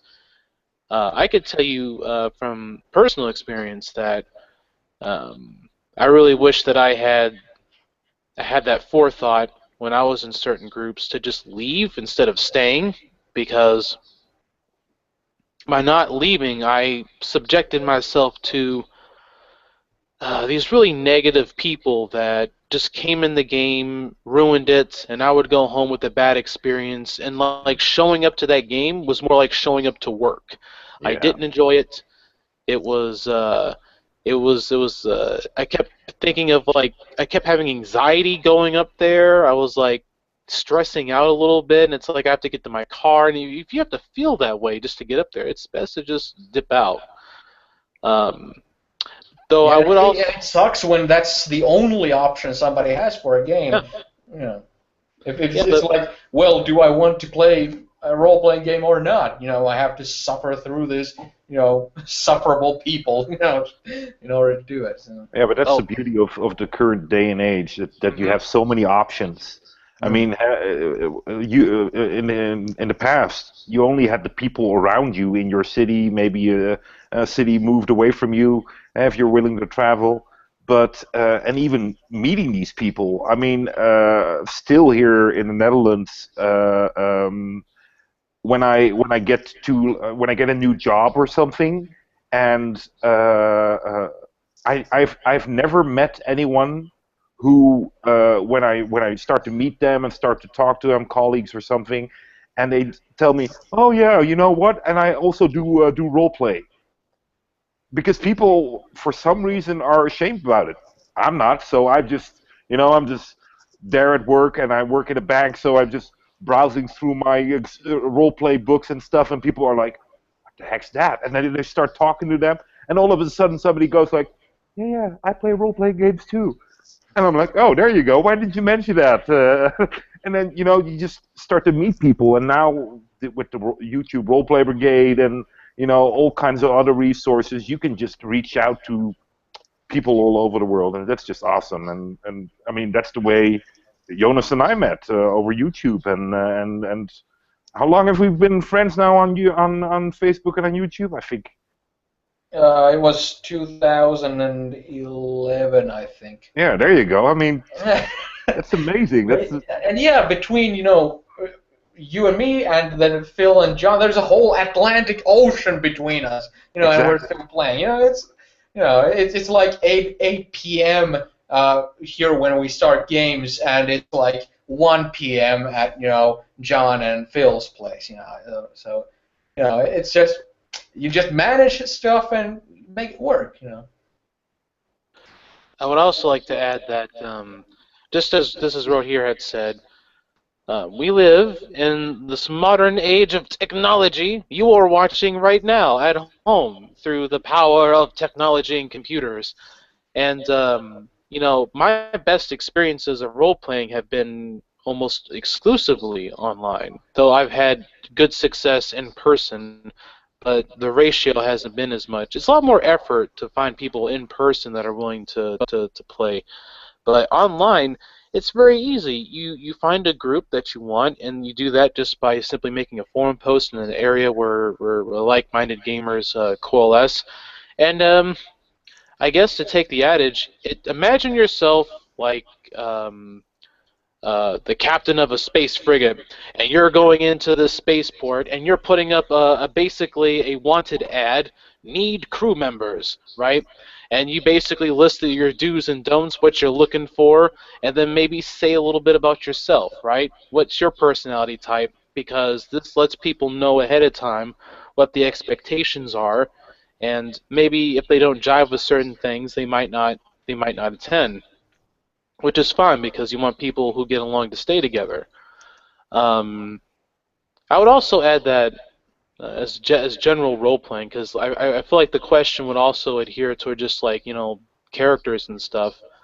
I often have a hard time coming up with concepts. So often what I do is I latch on to a simple framework, and then I build off of that. So for my character Red Claw, I was just gonna. The idea was, okay, she's an Aharon. That's basically your warrior. And I was thinking, what character archetypes in movies and films and novels were also warriors? And I thought, what about female warriors and stuff? And I was like, Red Sonja, she was a warrior. So I was like, boom! I snatched that idea up and I went with it. And I just built off of that, right? Because throughout the game, while she definitely excelled at her combat, she was also excelled in other areas and displayed other facets. Like, unlike others, she was a lot more of she thought a lot more before she acted. She was more of a thinker in that aspect. She had a bit of guile to her, which is something that isn't really shown up. And then, towards the end, we saw her leadership really excel. We saw that just, coming forth. So as a general basis, it's good to start off with a simple framework and then build off of it. Write down a paragraph about their interest. What do they like? What do they don't like? Family, friends, views on life. Basic philosophies. It doesn't have to be 8 pages to turn into like an essay. It could just be a few paragraphs. Something to use as a guideline. Yeah. Well, what about you, John? What are your thoughts on playing online, and what sort of advice you would give others who are playing online? Just bouncing off of Phil's idea right there when he was talking about getting an outline of your character. Be willing to, in any type of role-playing situation, that if you have a concept for your character, and you have to be willing to drop some parts that might not fit in with the game. Like if you made it so your guy was a kleptomaniac, but there's never a situation for it, you can just drop that because nobody even knew about it. And that's a weird example, but I mean, that's in my pretty much case, the worst example. Sorry, yeah. That's how. In my the case, best example of creating rival, hurt feelings and anger amongst the other players. I want to play a kleptomaniac.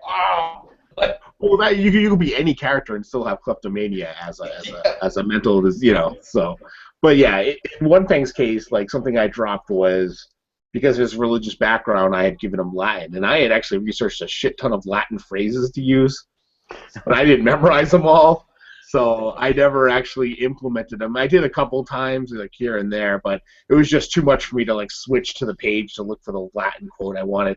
I had one for each different thing. Like for victory, there was a quote. There was one that says like, "I'm not who I am. Who I was before is not who I am now." They're just like common quotes in Latin.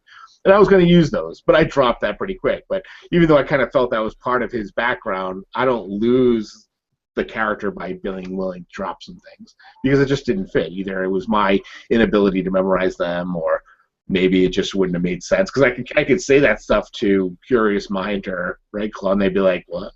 Because they don't speak Latin, right? Yeah, but I could see him in his head saying that, because that's where he's used to reading out of Latin. He probably has that in the back of his mind a lot. Yeah, actually, I once, thinking about the Latin thing, I had a very similar experience when I was playing in a superhero game where I played a character who could shapeshift into a kind of like Captain Marvel could say a magic word and shapeshift into this gargoyle creature who would constantly spew Latin phrases, and all I could think about were Sabaton lyrics like "Altero Dominatus" and "Primo Victoria" and stuff like that. I was like, oh, come on, man, this is pathetic. I need to look up stuff online. Yeah. But that's what happens. Yeah. I don't speak a word of Latin, so when you hear something in a song or something like, yeah, that sounds cool, but when you use it in a game, there's no context. It doesn't make sense. Yeah, it doesn't really make as much sense. Yeah. And I think, we touched on a few of the other things. I think like making, adding description into your narrative of what your character's doing or acting, I think is important. Being open with your characters, like I think that Rohirrim brought that up too. Is you want to play with players that you know, but you can't really know them until you start opening up. So, you know, if the people around you aren't being as narrative, maybe it's your job to bring that narrative into the game. Maybe they're not. Maybe they're unsure of how to do it, or maybe they're nervous about doing it. So be that one. Be the one who starts saying, why not be that one? Yeah. To get it going, right? Because someone has to start the wheel. And even if the GM's not quite doing it, because you might not know each other. It could be four of you. You could be all from different parts of the world, all talking, trying to play this game online, and then you're all feeling each other out. And then there's that nervousness on top of playing online. You're recording it maybe, so other people might see it. So you're like, oh, you're okay, my beard's straight.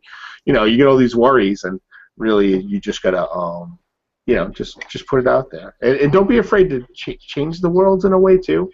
Like, I didn't know anything about World of Darkness, but I bet if I had said something that didn't quite go, and as long as it didn't change your idea of the world, you would have just let it slide.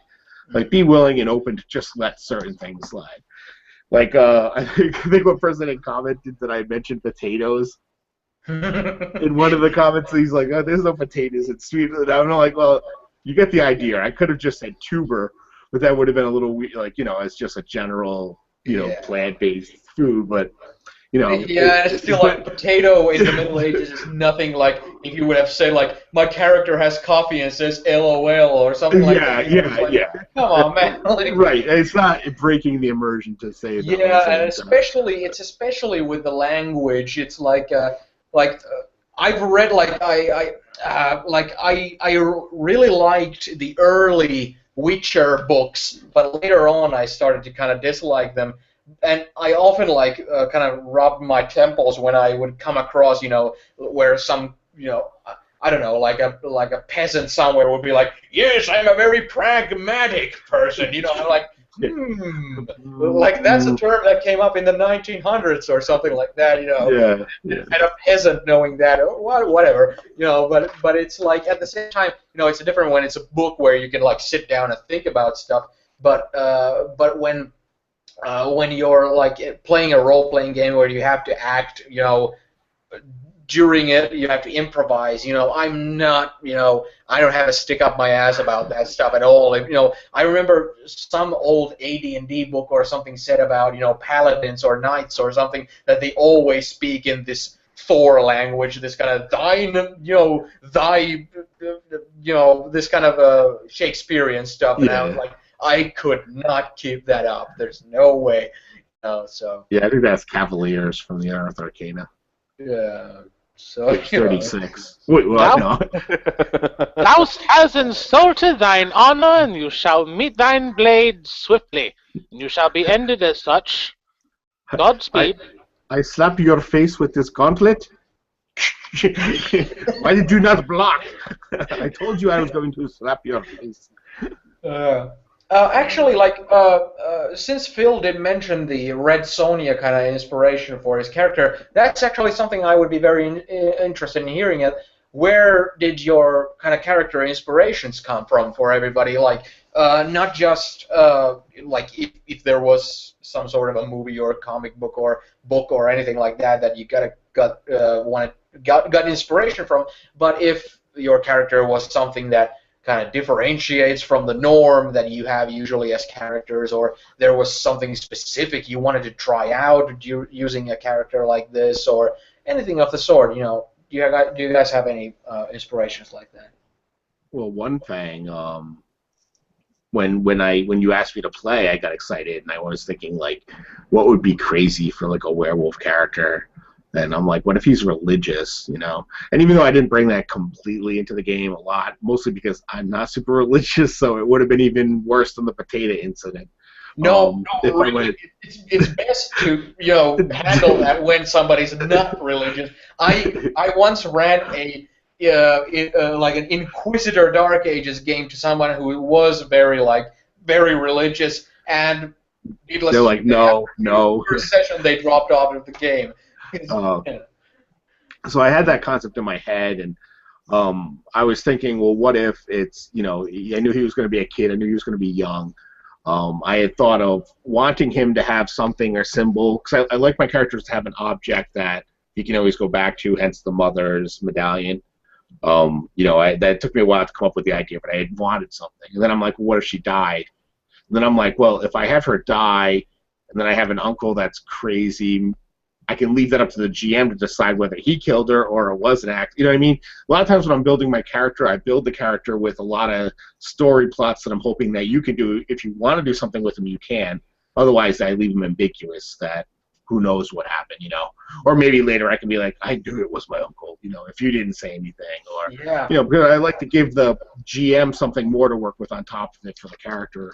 So Yeah, I was actually thinking about the Tim Burton Sleepy Hollow movie a little bit with your character background, where in that, there's a little flashback to, the main character's childhood, where he has a very lively mother who shows him kind of like draws, symbols and stuff, and then he has a very religious, father who puts her into like an Iron Maiden or something like that, That was like immediately like, oh yeah, it was the uncle. The uncle fucking killed her. It was like immediately like, yeah, that's what happened. So that, and then the scarring, the heavy burns with the burn hand. Obviously, that's like from Raiders of the Lost Ark. The guy had burned the medallion into his hand. He had the mark. That's where I got the idea. I think I was watching Raiders of the Lost Ark. I'm like, oh, that'd be really cool though. But this, I'm like, I would have because I'm thinking in my head, I'm a werewolf. Would the burn stay? And then I talked to you. We actually had a discussion about it. You're like, yeah, because you're not a werewolf yet. So I'm like, would have gone, Heil Hitler, yeah, showing the scar. And then we all would have melted because I only had half of the But yeah, and then the uncle, we had talked about it, and I knew that this was going to be more of a narrative game, anyways. And I'm like, well, I think that will fit. I've never played that type of turmoil. At least that type of emotion for a character. At least that wasn't an NPC. Like, I'm playing a PC that's going to be under a lot of stress and a lot of trauma. And I thought that's kind of in my head, I was thinking of this guy who's going to eventually be a werewolf, but he's really resistant to, like, being forced into the change as opposed to other things. It didn't really come up, but in my head, I think that was the backing of it. Like, because all the whipping and beating, and he's just really strong, and he has that center point with the wood. Like, I always had that chopping wood was always part of his background, and that's why it was such a big part of him at the beginning. Chopping firewood is one of my most meditative things I can do, but yeah. So I can relate to that. But also, it was kind of interesting because I trusted my own ability at this time in my kind of role-playing situation, and I trusted your also ability with role-playing and taking the character seriously and all that, because I had once ran a werewolf game where one of the players kind of came out with, what if I play this kind of Southern Baptist crazy fundamentalist character who's blind and doesn't believe in werewolves, yet he's a werewolf. And needless to say, after one session, that joke had like burned off. It was like that joke was funny for the first like 15 minutes, and after that it was like there's nothing left except to repeat the joke. So that player never showed up after the first session. So. Well, that's also that's what helped me choose Philodox. I think was that because that was the balancing force between everything. So I kind of had a feeling that One Fang Michael Rolf, whatever name he was using at the time, would be this center point between not only being the werewolf and the human side, but also between the Gaia beliefs, Mother Earth, and the religious backgrounds of, like thou shalt not kill. He would bring those tenets to the werewolves himself. Like, it's like every time there was like where there was going to be werewolf on werewolf combat or something, I was immediately, no. We need to be. Yeah. I think it was Red Claw who stopped me from in the middle of the meeting going to tell them they need to not fight. That they're wrong. I think I was going to get up there and stop there. Yeah, also not just out of being like a person with a large conscience, but still that religion part did play a part in it. The role of your character's immense guilt, like the enormous guilt you felt after committing murder. Oh yeah, it was like. It felt like no matter how much Red Claw would repeat like this is what we have to do, it's still like in your heart of hearts that was wrong, and so yeah, that was really good contrast for the rest of the werewolves, especially when you have like You have you who are bringing like the human morals with you. Then you have like Curious Mind who's bringing like this wolf's attitude, of feral life and all that. And then you have Red Claw who's like a veteran werewolf who's actually been a werewolf for a while. So it was like there was a lot of different worlds colliding. So it was really good. What about Roger? What about the Curious Mind? One thing I forgot to add. I'm sorry. I just want to say, and I didn't come up with all that at once. This was like over like a 3-week period, I think, of going back and forth with you this over Facebook, like getting ideas because I didn't know what I was doing. So it's not like I just came up with the idea. It was like a plotting thing that at work, like you, I was listening to audio tapes going, oh, that's a cool idea. Yeah, and sometimes having to like shut down stuff like I don't know if that would work in a werewolf setting because the werewolves do this and that. Like, oh, okay, we'll just like shape it to fit that then, or something like that. But yeah, what about Curious Mind? Where did that idea come from? Well, also it was a collaboration, of course, between the two of us, and I think I have to think back because it was a relatively long time ago. When you mentioned the fact that we were going to play Werewolf again, I was excited, and I was like, oh yeah, finally, because we did, of course, the Wild West campaign, and I thought like, okay, I want to do something different than the brutish character I played there. I want to play somebody away from that. So I was struggling a lot with what aspects I believe it's called. I wanted to be, and I'm having a hard time recalling how we actually came to Surge. But I think it had to do at least a bit with the fact that I already played a complete werewolf game together with you. So and Hjalmar, the character I played before, had very little connection, if any, to the spirit world. So I thought like that'd be a nice contrast between the two of them. So that's actually the first thing I thought, like, okay, I'll be a Surge. And then I thought, like, okay, what do I want to be human-born or do I want to be a lupus-born? And I played a werewolf for like one session where I was a lupus-born. And I really enjoyed that, but the game just blew apart and I never could pick it up again. So I was like, okay, well, a lupus form would be cool, and I also thought, well, it'd be a challenge, because I think that I would have to start to look at things through the eyes of how would a wolf do that, and I quite quickly accepted the fact that I would definitely not be perfect at it because I'm not a wolf. But I wanted to give it my best shot, and I wanted to just go in there. And then I thought, like, okay, wow. I mean, for a human, it's already a huge shift to be from human society and then go to werewolf society. But then I thought about it, like, if that's gonna happen to a wolf who is in a pack mentality and has basic animal thoughts and well, we still don't know what wolves or what animals really think, feel happens to them in their head how they register things. So I felt like the fact that she's all of a sudden lifted to this extreme new level of thoughts, of perception, of things that's going on to her, how's she going to act to that? And then I was like, okay, well, she can either be really scared of it and be, taken aback from it.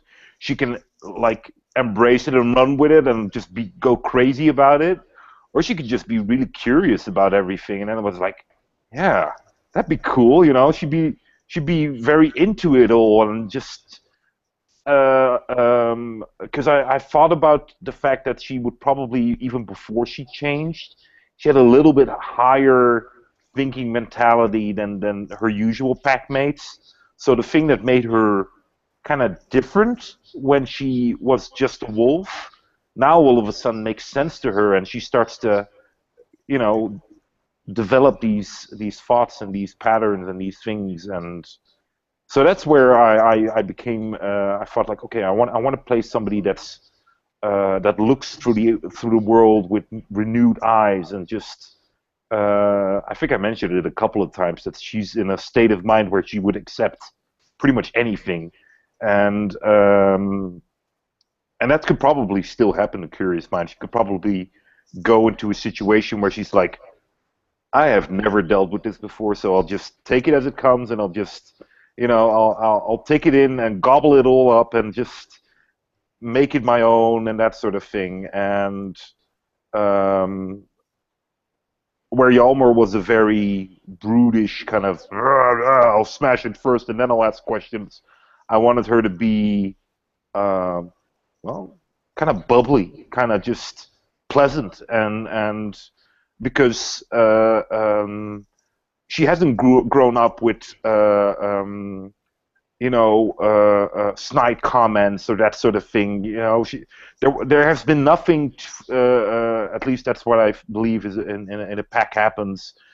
Nothing really happens that undermine your own self-worth, which of course sadly happens a lot within human society, and you as a quick young child start to learn like, okay, you shouldn't always speak your mind, you shouldn't always, you need to be quiet and you need to be respectful, and there's these tons of limitations and that sort of thing are put onto you, and with a wolf, they don't have that. They just, it's the world's at your feet, you can do whatever you want, and of course there are rules and there are limitations and that sort of thing, but it's far, far less than humans, and I wanted that to come through and have her interact with people, and I hope that kind of came through when she came back from the war realm, where she was introduced. She more or less just started hugging people and that sort of stuff,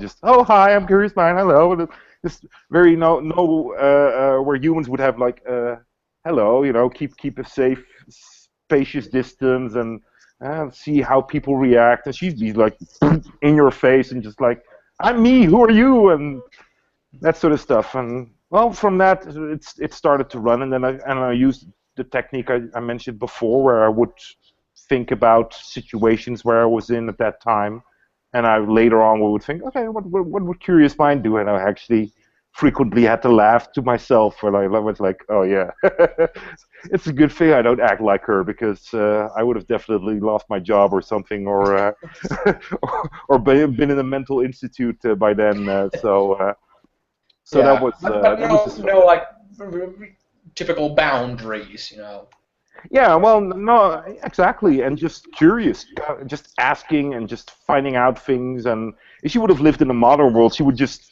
constantly be taking things apart and that sort of stuff, just to see how they work, and just, it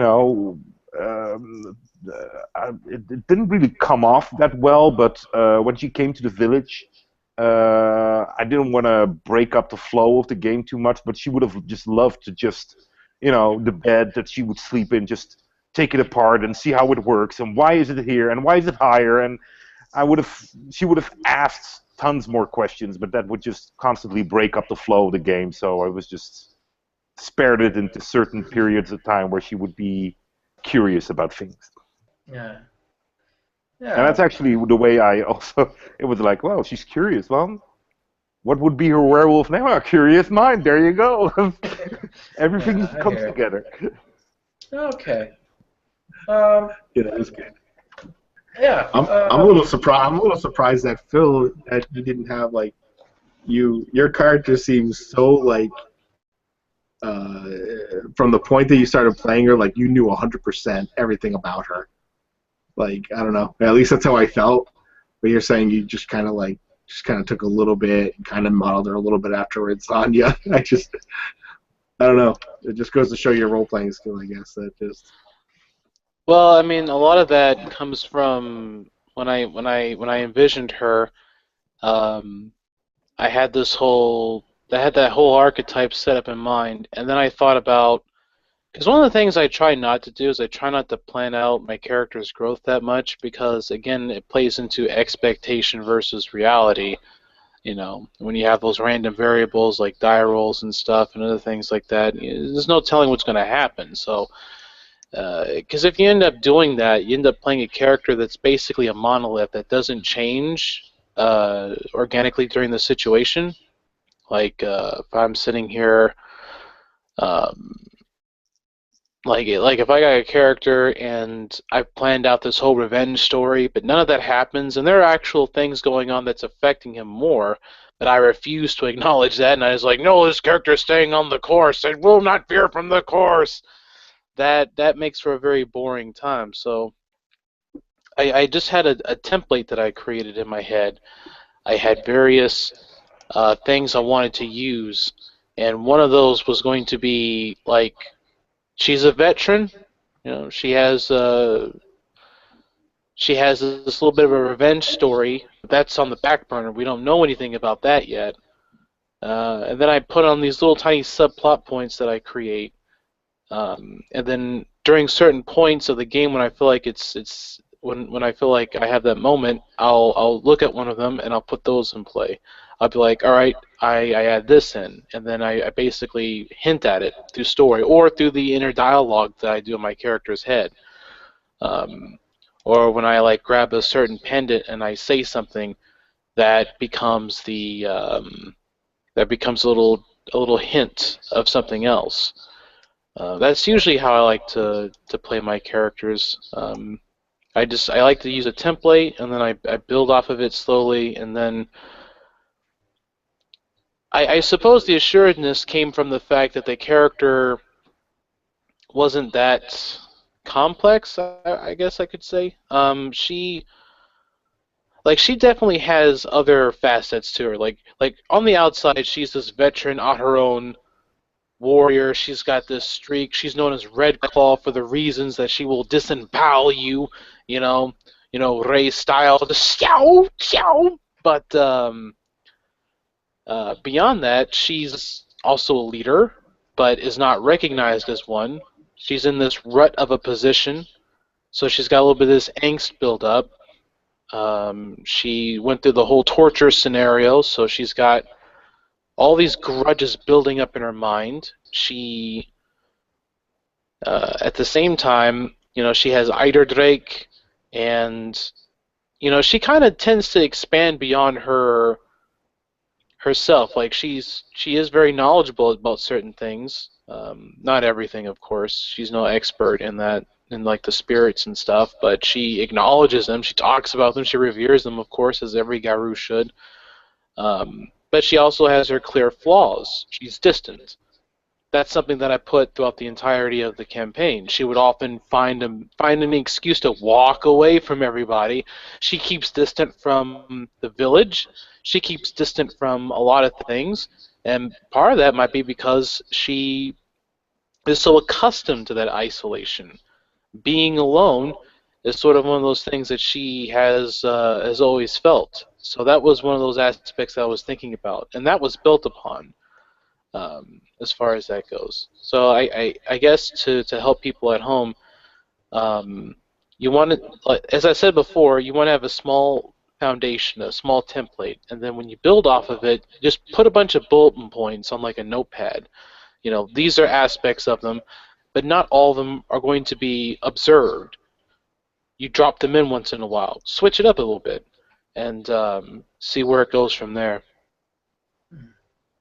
And one of the things that was mentioned, Roger mentioned the Werewolf Wild West campaign that we played together with. And there's no recap video of that or anything of the sort, but one of my videos, the video called Answers to Andre Martinez, has a little bit of a recap of a scene with Roger's Hjalmar character. If you're interested, go check that out. But yeah, it's a lot of good points having been made here, and I think this is a pretty good spot to kind of give the last words before we move on and leave everyone who's watching back to their lives. So, if anybody has anything final to Gotta get up. Hookai High School. Are there any people watching? Because if they are and they have a question, they could probably comment on the video and we can just quickly go through that if everybody's up for that. I have no idea if people are watching or not. It says we have 3 live viewers. Well, But to be honest, I'm getting pretty tired myself. Oh, okay. Well, there you go. But That wait, was very nice live way of, viewers, no saying, I picture. want to go to sleep. Oh, man. we did have around 7, but we don't have the comments things up, so it would be hard for us to answer in real time. We'd have to wait till Well, but if somebody's left, questions in the comments, we'll try to answer that in comment form. At least I will. I can't speak for anybody else. But well, I would like to say as a final word that the campaign was awesome. I look forward to its continuation in the future, should that ever come around. I really enjoyed the setting. The system, just like most role-playing game systems, it's not perfect. They're all different. And World of Darkness, the engine itself is really robust and it does its job very well. But when it comes to Werewolf, there is the explosion of dice that happens, right? There's the overflow of the die pool that seems to be glaring. But other than that, I love the game. I enjoy playing with you all. You all are wonderful to be around. I look forward to our future campaigns to be had, our future games, our future heroic sagas to be continued in the realms of imagination. And I hope that everyone at home who's been watching has had a good time watching this, and who themselves are inspired to play this game or others.